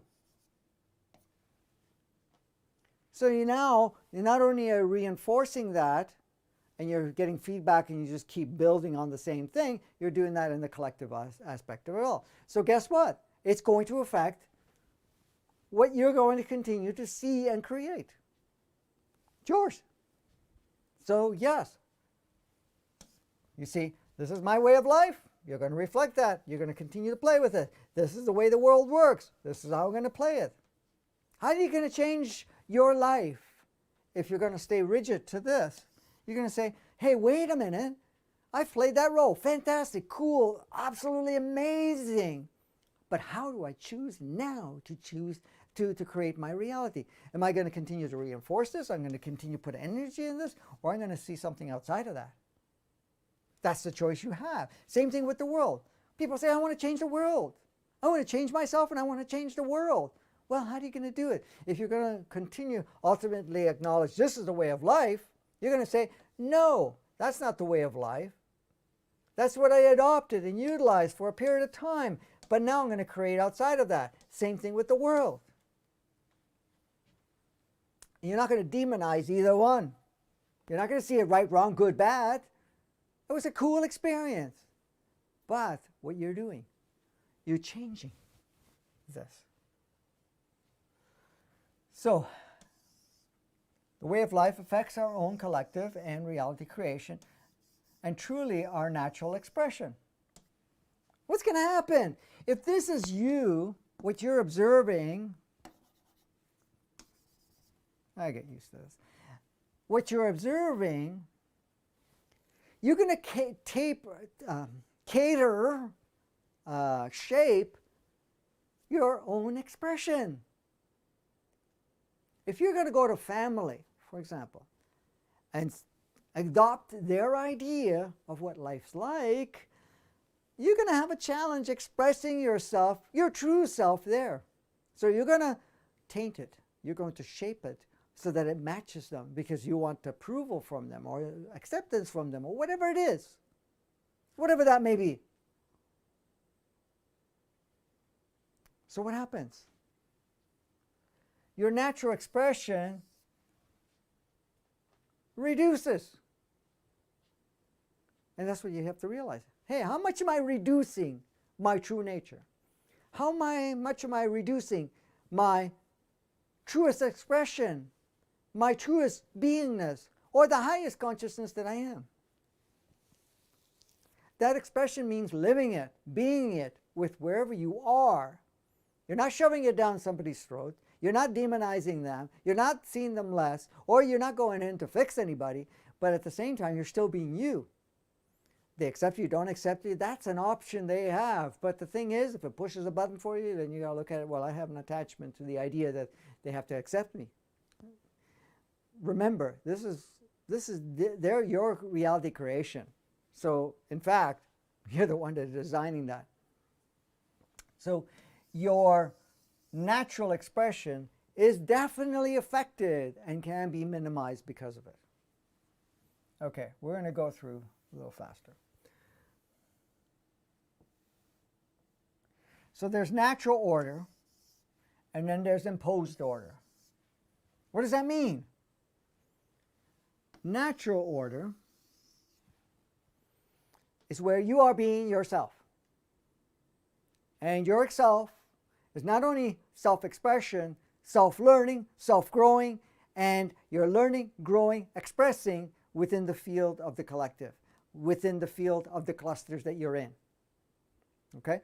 So natural order, meaning our true design, is to be fully you in whatever virtual reality you go in, and you utilize that virtual reality to be the fullest expression that is fully getting feedback from that expression and allowing you to expand accordingly, because that's what you are there to do. You're going into a natural order of progression, natural order of self-expansion, natural order of self-expression, natural order of self-enlightenment. Now, everybody's another aspect of you, so there are multiple selves of you. But there's no impedance on each other like before. So natural order is allowing each version of you to be the version that they are, with the capacities to play together and expand and grow together, individualized and collectivized. I made that word up. Collectively. So to see that. So that's natural order. Imposed order, that's what we've been experiencing. It's pretty well the opposite of that. Where the imposed order of way of things is, you came here to play, you do not disrupt anything, you adopt what's here, you have your experience, and you can't get out of this. You can come and go as you please, but you are confined to this game, and you cannot expand your game, you cannot be yourself. So imposed order is, you adopt what's there, you acclimate, yeah, something like that. You become part of it, you get caught up in it, and you play within it, which has its benefits to some degree, or at least it did. It doesn't so much anymore, because that's not where we're at anymore. We're at a completely different state from what we were playing with before. So the imposed order also suggests that you cannot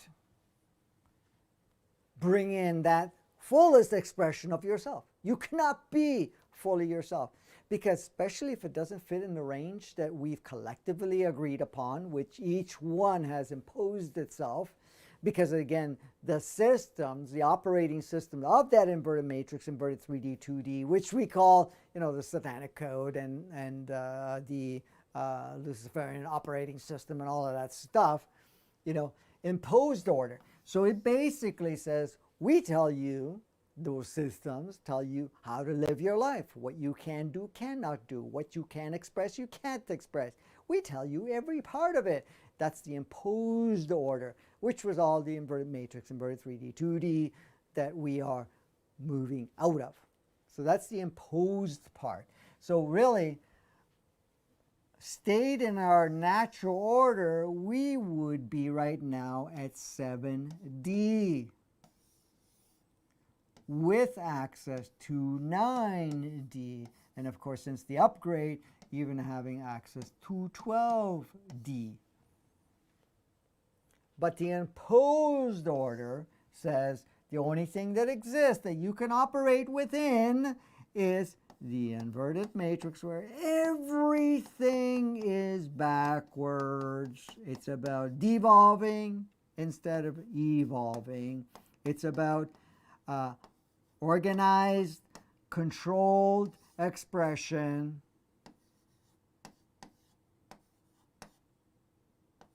under certain rules with no freedom, no self-expression. So that's what the imposed order is, based on that operating system. So this is what we've been living in. This is what we're shifting away from and bringing things back to natural order.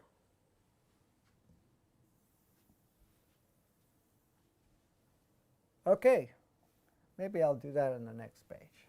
So we have, I could wipe everything out, but let's play with this one. I'll leave this one down here and then I'll move it up. So there's personal reality.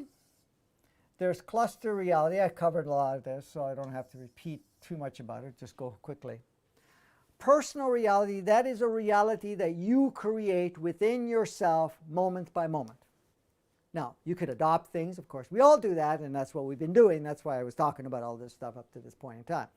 So you create a reality that you live within. So that reality is totally of your doing. However, it may have influences, programming, belief, adopted ideas, and so forth of how life is. But that's still your personal reality. You're still shaping it. Doesn't matter how many programs, rules, perceptions, and stuff that you've taken in that shaping that reality. And we've already covered a lot of this through this whole episode so far. Okay?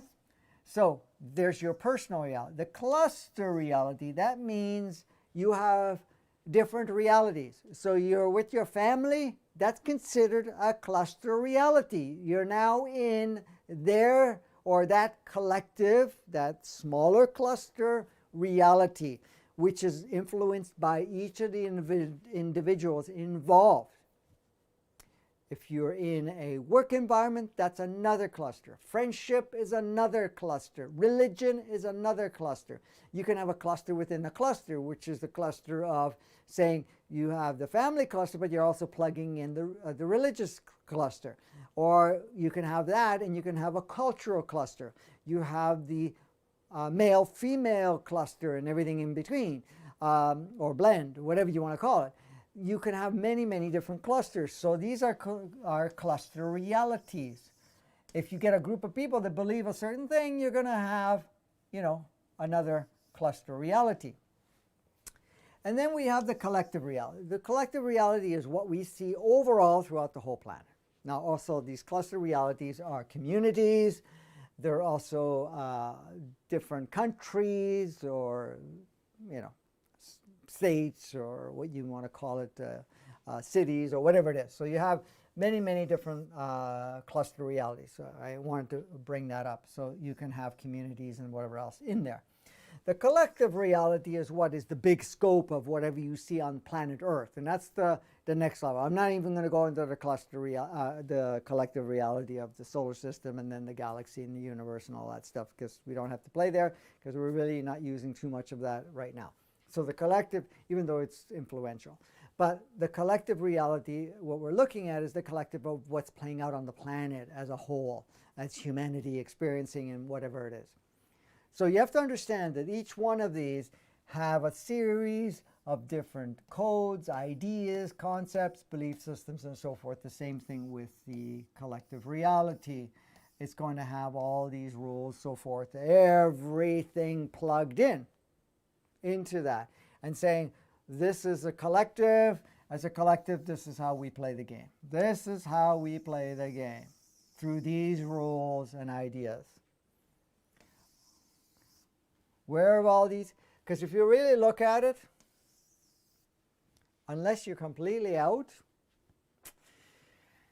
your personal reality, all the different cluster realities, your collective reality, in one way or another, is influenced still, and we're reversing that to a degree, by the inverted matrix, inverted 3D, and inverted 2D. And that's what we're shifting from. Okay, let's plug this one in. Organic shaping, again, it's just another expansion of that. And trained shaping. Organic shaping means that your reality is shaped organically. Like I was saying earlier, your self-expression is creating your reality. And it's organic. That means that you are constantly taking feedback of what you create, and you continue to expand. You're upgrading, your creation is upgrading. Your reality is upgrading. Let's use that word. Reality is upgrading. That's organic. And that happens to all of that. It happens in your personal, it happens in the clusters, and it's happening in the collective reality. It's organically shaped. The one thing about organic, it's not stagnant. It's not limiting. It is fluid, it's open, and it has a particular capacity to continue to expand. It's the natural order. It's our natural design. It's our natural universe. It's our natural galaxy and everything else, but it's our natural state of source. Organic shaping. We shape our reality organically, and that means all of the different realities. Trained shaping is where you are conditioned, programmed to create your reality according to a bunch of rules, a bunch of ways to do it. Okay? That's all it is, which is more of what I just talked about before. So we are being trained and conditioned to shape our reality and the collective and the clusters accordingly to rules and so forth. So if you are in your family, for example, then you're being trained how to be like the rest of the family, which can be extended or been handed down for many generations. Same thing with culture and so forth. Same thing with education and so forth. These cluster realities, again, were all designed under certain banners like the inverted matrix, inverted 3D, 2D. So we're being trained. Now, if you go to religion, for example, just give me a second here. If you're looking at, say, religion, you're being trained how to think, how to feel, how to respond, what is good, what is bad, what's acceptable, what's not acceptable, what you need to do, what rules you have to meet, and so forth. That's just the religion one. You have the same thing with family. You go into the family cluster, And it's telling you how to be, how to do things, how to think, how to respond, what is acceptable, what's not acceptable, and so forth. You can see you're trained to follow rules. You're trained to follow ideas, concepts, belief systems, perceptions, and so forth. And this is the same thing, also as a collective. So we stepped out of organic and became programmed and trained. All right, running into time here. Okay, I think there was some more. Let's check it out, because I was going to talk about something else. Excuse me for a second. Let's see. Did I cover everything? Train, shape, organic. All right, I think I got it all. Yes. All right, so now I can go into the other topics. Go back to that one. All right. So,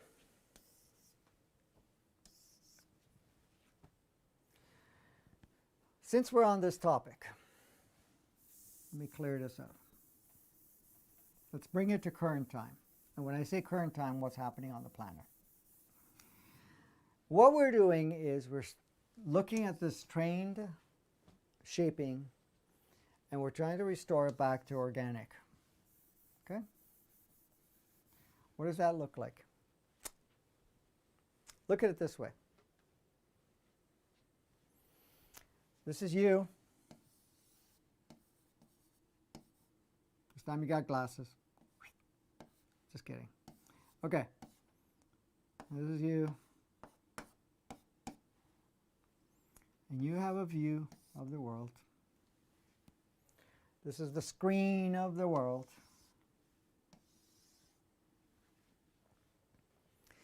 So not only we have adopted filters and ideas and concept, there's a constant plugging in of more filters, more directive filters, perceptions, ideas, whatever else. So look at it this way. Everything that you're exposed to right now, everything that you're seeing in the media, depending on where you are, you may be in a part of the world right now that has elections going on, or went through, now we're going through all this other stuff. But regardless, we're looking at the world. The media is telling us what is or what isn't. It's telling us who to believe, who not to believe. It's telling us that this is what's happening versus this is what's happening. As you see, depending on where you put your focus, your viewpoint's going to shift accordingly. For example, each filter that's going on, it's saying there's this nasty thing that we have to have shutdowns, all this stuff, lockups, whatever you want to call it, wear masks, do whatever it is. That is being plugged in there as part of what's coming in through the mainstream media. Okay? So now your life is being filtered through one of these things, saying, we got to be afraid, we got to be this way or that way, and I have to accept the rules that they're giving us because this thing is horrible. This thing is destroying us. This is doing something. Is it? Yes and no. Is it horrible as it is? Well, if you believe it, yes. If not, no. But regardless, there's that filter. The other filter is saying, oh, this party's better than the other party. This is that, whatever that may be. And this may say, okay, you know, the world is dangerous. We got to do this or that. We can't trust ourselves. We can do whatever. So after going through these filters, what do you think you're going to see here? You're going to see things through the different filters, through your own programs, belief systems, and so forth. You're going to see from whatever we've been trained and conditioned. What do you think? No one could take free will from you. It's always free. No one could ever take your sovereignty because you're sovereign. There's no way. No way. Let's not use the word rule, but it is. Source rule. Source capacity. Because source does may create an illusionary or allow us to create an illusionary experience, but it can't. It's not going to tell you that, we have confines. But we have a natural order. So the natural order is we have free will, sovereignty, always. So if you look at everything that's playing out right now, it's convincing you, at least attempting to convince you what is good, what's bad, who to trust, who not to trust, who's going to make your life better, who's not going to make your life better, what to be afraid of, what not to be afraid of, what to do and what not to do, what you should trust and what you shouldn't trust, how much freedom you can have, what freedom you cannot have, what rules you need to abide, what rules you don't abide to, and so forth.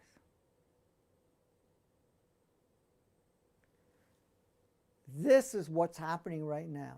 Some people call it a war. It's not a war. It's an accentuation of filtration or implied filters so that we get more powerful,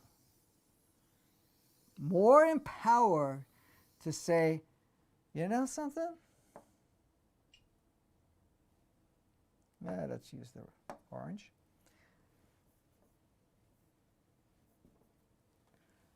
These filters,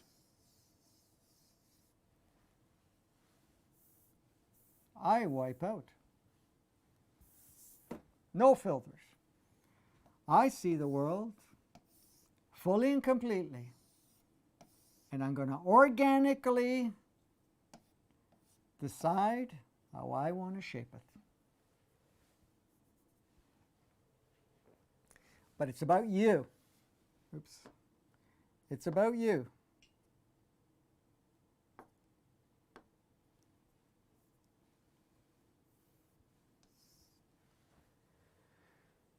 Choosing your own internal guidance, internal navigation, internal consciousness, internal awareness, discretion, and so forth, to basically see and dissolve all filters and see the full picture, while you're seeing not only the picture, but you're also seeing that you have full power to be able to shape this that matches you the most and all the other aspects of you, which are other playmates.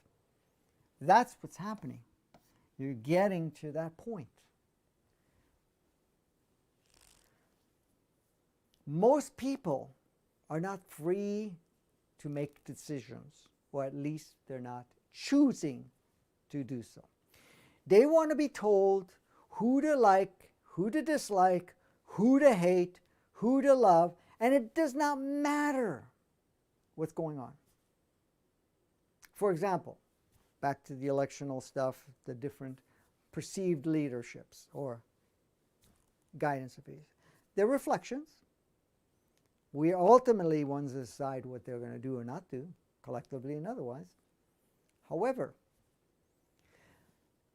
when we are adopting the programmed version, what the media's version is, if you're looking at this as one of the filters, they're telling you to see things a certain way. That means all you're going to see is, instead of seeing the big picture, you're going to see a filtered, smaller version of that picture. Look at the example. You're trained and conditioned that this person is the person to go with, and this person is the person to hate. This person destroyed. This person's going to rebuild it.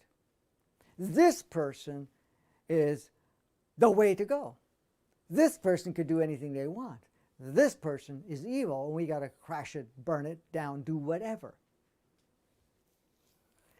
Well, as long as you're using this filter and there's more layers of these filters coming into place, guess what? We cannot see the real picture. We see a filtered picture, a picture that's already telling us what to accept, not to accept. So now we're not seeing any longer truly what they represent. You're seeing a tainted version of what it represents, or a filtered version. But these filters are ideas and perceptions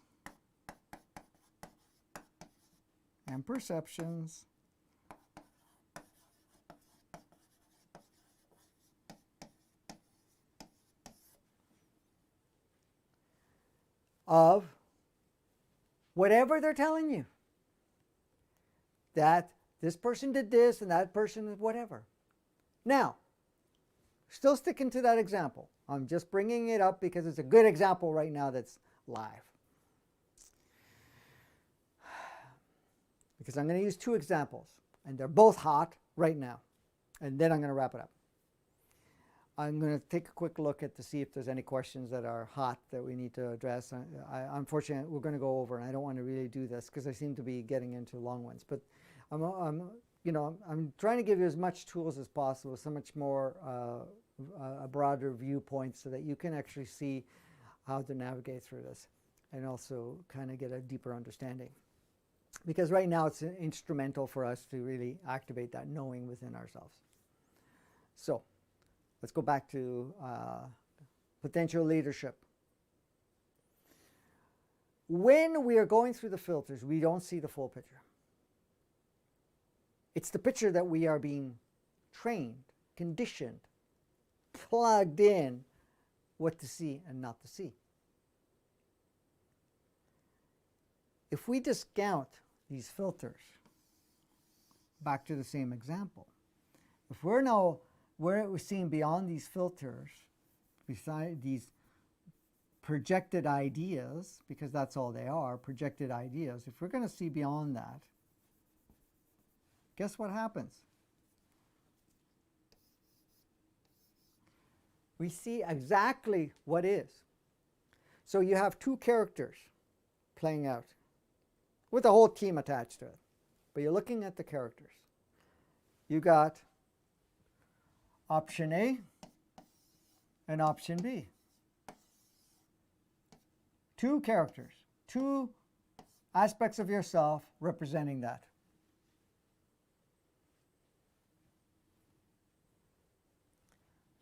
You got J and you got D.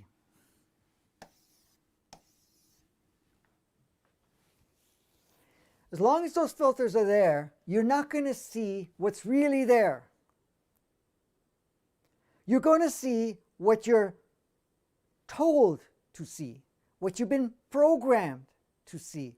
And in fact, if it uses emotions, then it filters it even more. Instead of saying, option A, what really is happening with option A? What is the offering? What is the capacities? What can or cannot be done? And what history is attached to what it can do or has done? Same thing with this one. Let's change these. Use the last names. Just happens to be B. Pretty cool. Okay. Then looking at what the offering is there. What potentials is there. Again, we're not bound to what they have to offer because we can change all of that. But we want to be at a capacity to be able to see what's there rather than what the filters are telling us to see. we see this in a skewed way, we see this in a skewed way, and we see this in a skewed way, and then we see all of this in skewed ways and whatever else. In fact, one may have massive indication one way, and the other one has massive indication another way. This is showing what I've done in the last period, and this is what I've done in the last period, and what I have to offer now, which is probably very obscure because you're not going to be able to see it. Just to give you that as an example. There's no right or wrong, good or bad. You got to look at it and say, hey, I choose to use my organic shaping, so I want to see what's there and then choose who's going to play the role during transition. Which one, A or B? Both are going to be temporary, and both of them are going to be limited to the degree of what we do collectively. But one collective versus the other collective has a little bit more influence in when it comes to keeping the inverted matrix, inverted 3D, 2D, where the other one is still inverted matrix, inverted 3D, 2D, but with a little bit more freedom, with the opportunity to move into transition easier. Now, both are going to lead to the same place. One's going to be a little more bumpy, and the other one is not. But again, you have to see the role players here. You got to say, okay, great, you know. Even if there's so-called idea of manipulation or whatever it is, say, why is the manipulation there? Well, maybe to take a look at it, that this trained shaping, and this is what's happening.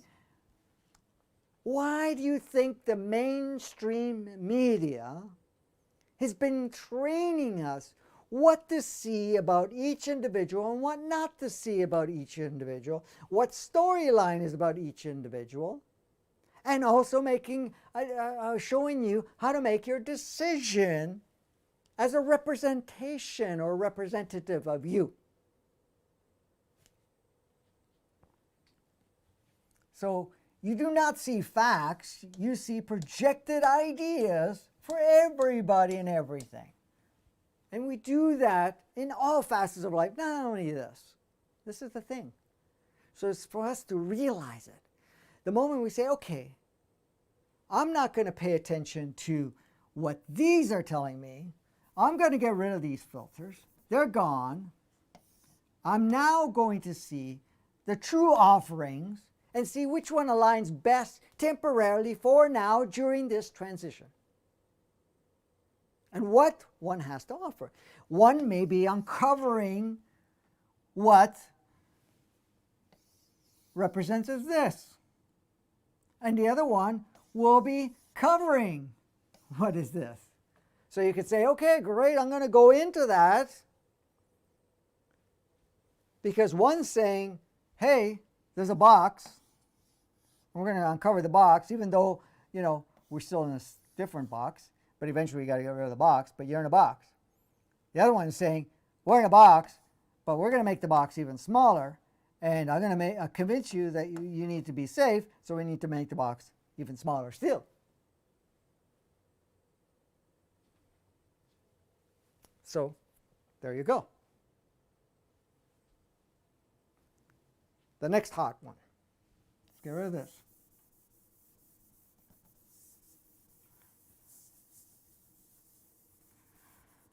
All right, the next hot.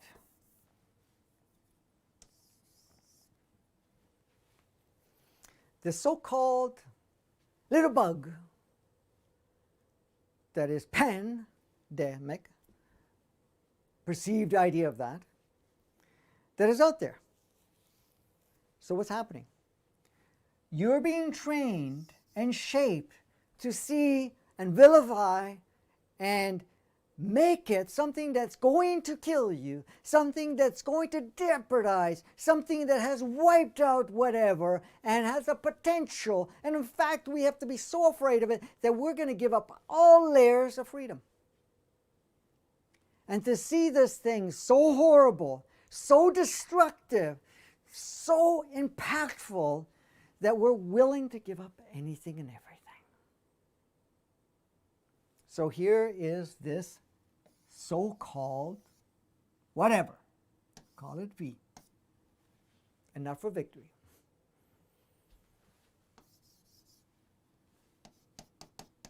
Let's call it VR, because it's kind of virtual reality anyways. So here's this thing. What is the media saying? Filters, filters, filters, filters. Afraid of it. It has power over you. It kills people.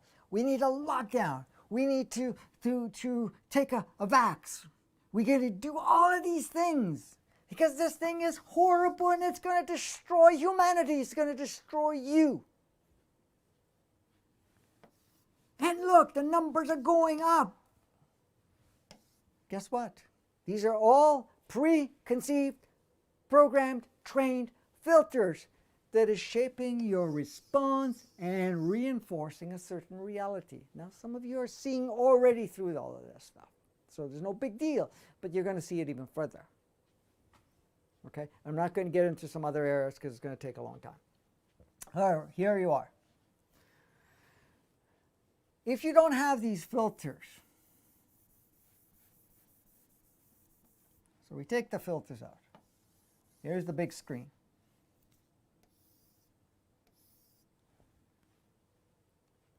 Because this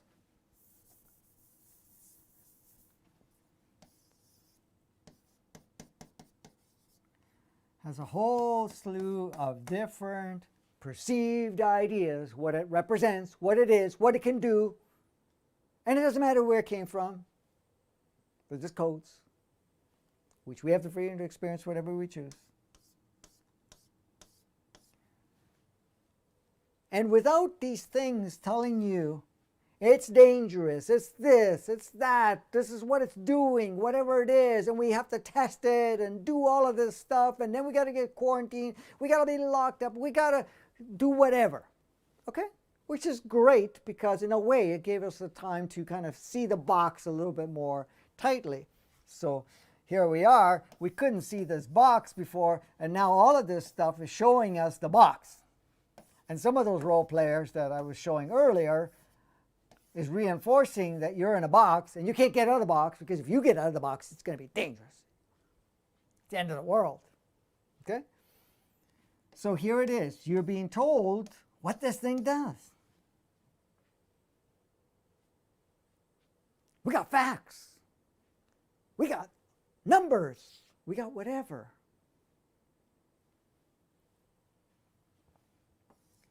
But without the filters, you're going to look at it and say, hey, wait a minute here. Let me see here. I don't see people dropping dead. Yes, some people are checking out. They're telling me these numbers, but how are they getting the numbers, first of all? Second of all, if I compare it to previous years, the numbers are even higher to previous years of different things called flu. In fact, people are dying all the time. So you're looking at it and say, something doesn't add up. In fact, because of some of these boxes, we're creating other exit points that weren't there as much. They were there before, but not as much. Suicide, whatever, depression, blah, blah, blah, overdose, killing each other, blah, blah, blah, whatever.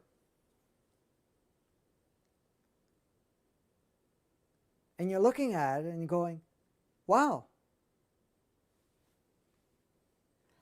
So you can see things more clearly. You can see, hey, wait a minute. This is just made up shit. This is not, we're being trained to respond and think it's this way. I've had people that had said, we got to be so scared of it that would not even get close to you, even wearing layers of masks and whatever else. And because of this so-called propaganda, whatever you want to call it, there's a heavy training, it's pushing them and pushing them, seeing the box and go, wait a minute, is it even worthwhile living in this box? First of all. Second of all, is something doesn't add up here. Something is not adding up. Now they're questioning it. Why? Because their consciousness is changing. A lot of whatever we're going through is opening our eyes, in a sense, if you want to call it that as an example, to be able to see further. Going out of the trained and stepping into more organic. That's what it's doing. So now you look at it and say, I'm saying it to myself too, because in a sense, when I'm looking at it, I'm going, right from day one, of course, you start looking at it and you go, okay, what is this? Come on. You tune into it, which we all have the capacity to do so, and many people have. Not only that, you got organizations saying that it's one way, and then people in the actual field that are working on it or working with it are saying something totally different and go, we're not having that experience. We're noticing that. And then, the testing system doesn't match. It doesn't even test for that. They're coming out and saying this. More people are saying, okay, now that makes more sense. Now I'm starting to see the picture. Well, now, of course, the big thing is the numbers are going up. The tests are going up. But what are we testing? Has it anything to do with this thing? Has it even been isolated? It doesn't matter. My point here is that it's being pushed so hard for us to finally say, hey, no more. In fact, no more, we're not supporting all the so-called lockdowns and whatever else. And it doesn't matter which party is saying, we got to stop it for the next period of time because that's the only way we're going to stop it. How could you stop something? First of all, it's not anywhere form of what they're saying. Second of all, there's many versions of it, which we call the flu and whatever else. So this is going to be endless? Yeah, if we're all the old version of ourselves and we're going to make our world very small and be controlled, but that's not us. We're changing that. We're shifting that. And I'm saying all of this so that you stimulate and confirm what you already feel inside. Is something wrong somewhere? No. We're giving power. We're being told what to give power to, which we have the free will. We have the choice where to focus to see it. You want to see things for what it is, rather than what you're told and made to perceive is. Because when you see it for what it is, you see the big picture. You see every part of it. So it doesn't not have a perceived, prescribed direction or view. You see it pure, clear, and then you navigate accordingly. All right, I think I've said enough. All right, let's see if I can quickly look at some questions, if there's anything hot at this point. Oops, what did I just do? All right. Got to put some glasses on so I can see.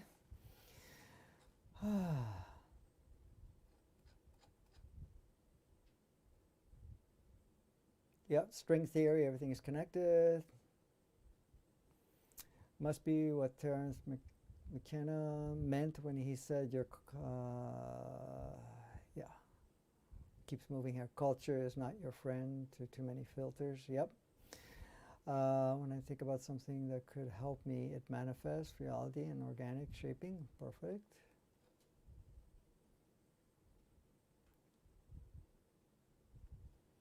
All right, I think you guys are answering each other. I actually don't accept that people don't really see me. Okay.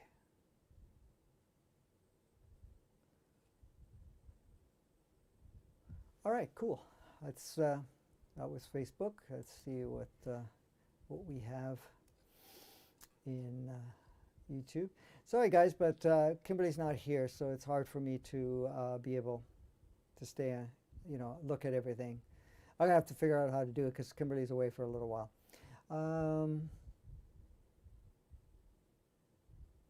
I think she's going to join us for the next one anyways, remotely from where she is. Is our sun currently organic? Yes. Is the inverted matrix using some sort of overlay, sun stimulator? In a way, yes. But the thing is, right now, it's not so much the inverted matrix, it's whatever we're projecting. So we're actually filtering it ourselves. What is the purpose of so-called dreaming when we're sleeping? Okay, that's a good point. I'm going to cover that really quickly. With its own soul family, blah, blah, blah.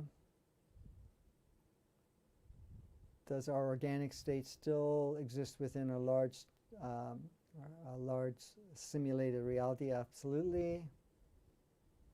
Okay, good. I like this dream thing. Let me just switch back to my camera view so I see what if everything is okay. All right. So the dream state, this is a good one. I like that one. Because I meant to talk about it, but I kind of shifted. So I had to wait till now, I guess. Thanks for the reminder. Dream state. My M's sometimes look weird. Okay, so in the dream state, when you're going to, you're basically in dream state when you're awake, and when you actually go into another level of dream state where you're outside of what people refer to as awakened state. Both, you create realities in both. Some of the filters apply that have been conditioned, programs that have been conditioned that may play out in your dream state also. The dream state is a little bit, it works a lot quicker, it has less confines and rules, and the boxes that you're in that dream state is much more flexible, and then you can shift that a bit much more quickly. But the dream state itself is another opportunity for you to actually shift from the trained shape into more organic shaping. So the dream state is an extension of your awakened dream state, because we're all source. We never leave source, whatever it is. We're just in the field. So we go into these virtual realities. So let's say the awakened state, this thing is virtual reality. What we call the dream state is another level of virtual reality, which has less confined rules. May involve sometimes the programming of the physical aspect and whatever else, but it actually doesn't have the same capacities to restrict you in many of it's an optional, and it's a lot easier to flow with it. So you will notice your dream state have elevated. You've probably noticed that it's being utilized in a much more powerful way. It can stimulate a lot of emotions. It can stimulate a lot of programs. It can shift the way you feel or whatever else, and it also provides a lot of completion, but it also gets you to do a lot more than you were doing. So is the dream state affected by the train? Yes, but it tries to plug in as much as possible of the organic, so it actually creates more of an experiential part in the organic. It does make these less confined, so that it has a lot of different ways out of it, so it doesn't have the same confinement for you. It's a testing ground. It's a simulation. So dream state is a simulation of your awakened dream state, for example, or what we call your virtual reality that you are most engaged in, like the one that you're having right now with us as we're together. But the dream state is another version of it. It's a simulated version of it, and that simulation is very flexible, so you can create different simulations. This is why we have many different dreams, sometimes in the same night, other times that, we have it at different times, and sometimes we don't remember the dream state, but we do create simulations with a much more opening with that. That would be a whole nother topic to play with, but we'll cover that another time. Anyways, guys, it was fantastic. Thank you, thank you, thank you. I'm going to just remind you guys to reach more people and make a difference. Share, like, comment, subscribe, click the notification bell depending on what platform you are, follow, do whatever. But the most part is share, share, share as many people as possible. This content, I feel, and I find that a lot of the feedback I get is very helpful to create a shift in people, but it has to get to more people. And right now, it's not organically growing to the degree it needs to, even though we've been at it for a while and powerful content, the reach is still quite limited to what we have. I've noticed a lot of people that just put in some bare content that may not be as impactful and may be polarized and whatever else, and their reach is huge. And sometimes if it's very controversial, rather than breaking the mainstream stuff that's there, it goes viral, whatever it is. We haven't had the opportunity to have this stuff go viral. So please share it. Same thing, I also noticed that a lot of people have contacted and say, hey, how come you guys are not, I don't get notifications and stuff like that. This is kind of the stuff that's going on with YouTube, Facebook, with Twitter, and I don't know how much with LinkedIn at this point in time. A lot of people don't pay attention to that one so much as, and then we do put links in the Instagram, and there are some other platforms. Vimeo gets very little coverage altogether. So anyways, just share it with as many people as possible. If this information resonates with you and you find value with you and you'd like to support the work, please consider contributing. It's in the body of the description, the link for that. Join the community, you can do that. Check out some of our other workshops, and sure, make time to check the podcast. We have Advancing Consciousness podcast that we started a week or so ago. That's available on YouTube, Facebook. Facebook, it's under the group called Advancing Consciousness Podcast. I also post it on my regular Facebook page and my personal page and my public page. I also have it on YouTube, which is also called Advancing Consciousness Podcast. It's available there. Those versions of video. It's also available on Vimeo, Advancing Consciousness Podcast. And of course, we share it also, again, like I said, Twitter, LinkedIn, and so forth. But we also have it in the audio version of it, the same exact content, it just doesn't have a video to it. That's available on Podbean. It's available on Spotify, on Apple iTunes, or whatever it's called now, Apple something. We're still waiting to get onto Google or whatever they call themselves at this point in time. And there's a couple other platforms we haven't got the feedback from, but it is on several different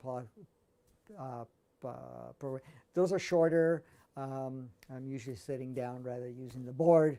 At some point we will use the board, maybe not this board, but we have a whiteboard built into the software, so we can use that whenever necessary. But I try to do minimal with that because of the fact that, there'll be a lot of people that will be using it just in an audio version. Anyways, thanks again. Go out and play. Have a blast. And we'll connect again next Tuesday. And keep an eye out for the Advancing Consciousness podcast. We didn't have one yesterday or today that didn't go out due to some glitches. We may have one later today going out, if not tomorrow for sure. And we'll get back on track. We've had a couple of little hiccups that came about that didn't allow us to get it out. So anyways, it's not that we have it all in the queue, but somehow we'll sort that out. I think we've got most of it sorted out, but at the same time we'll try to get some today. If not today, it'll be tomorrow, and we should stay on track. And we'll work on it tomorrow to make sure that we have everything streamed as best as possible. So go out and play, have a blast, and until next time, take care.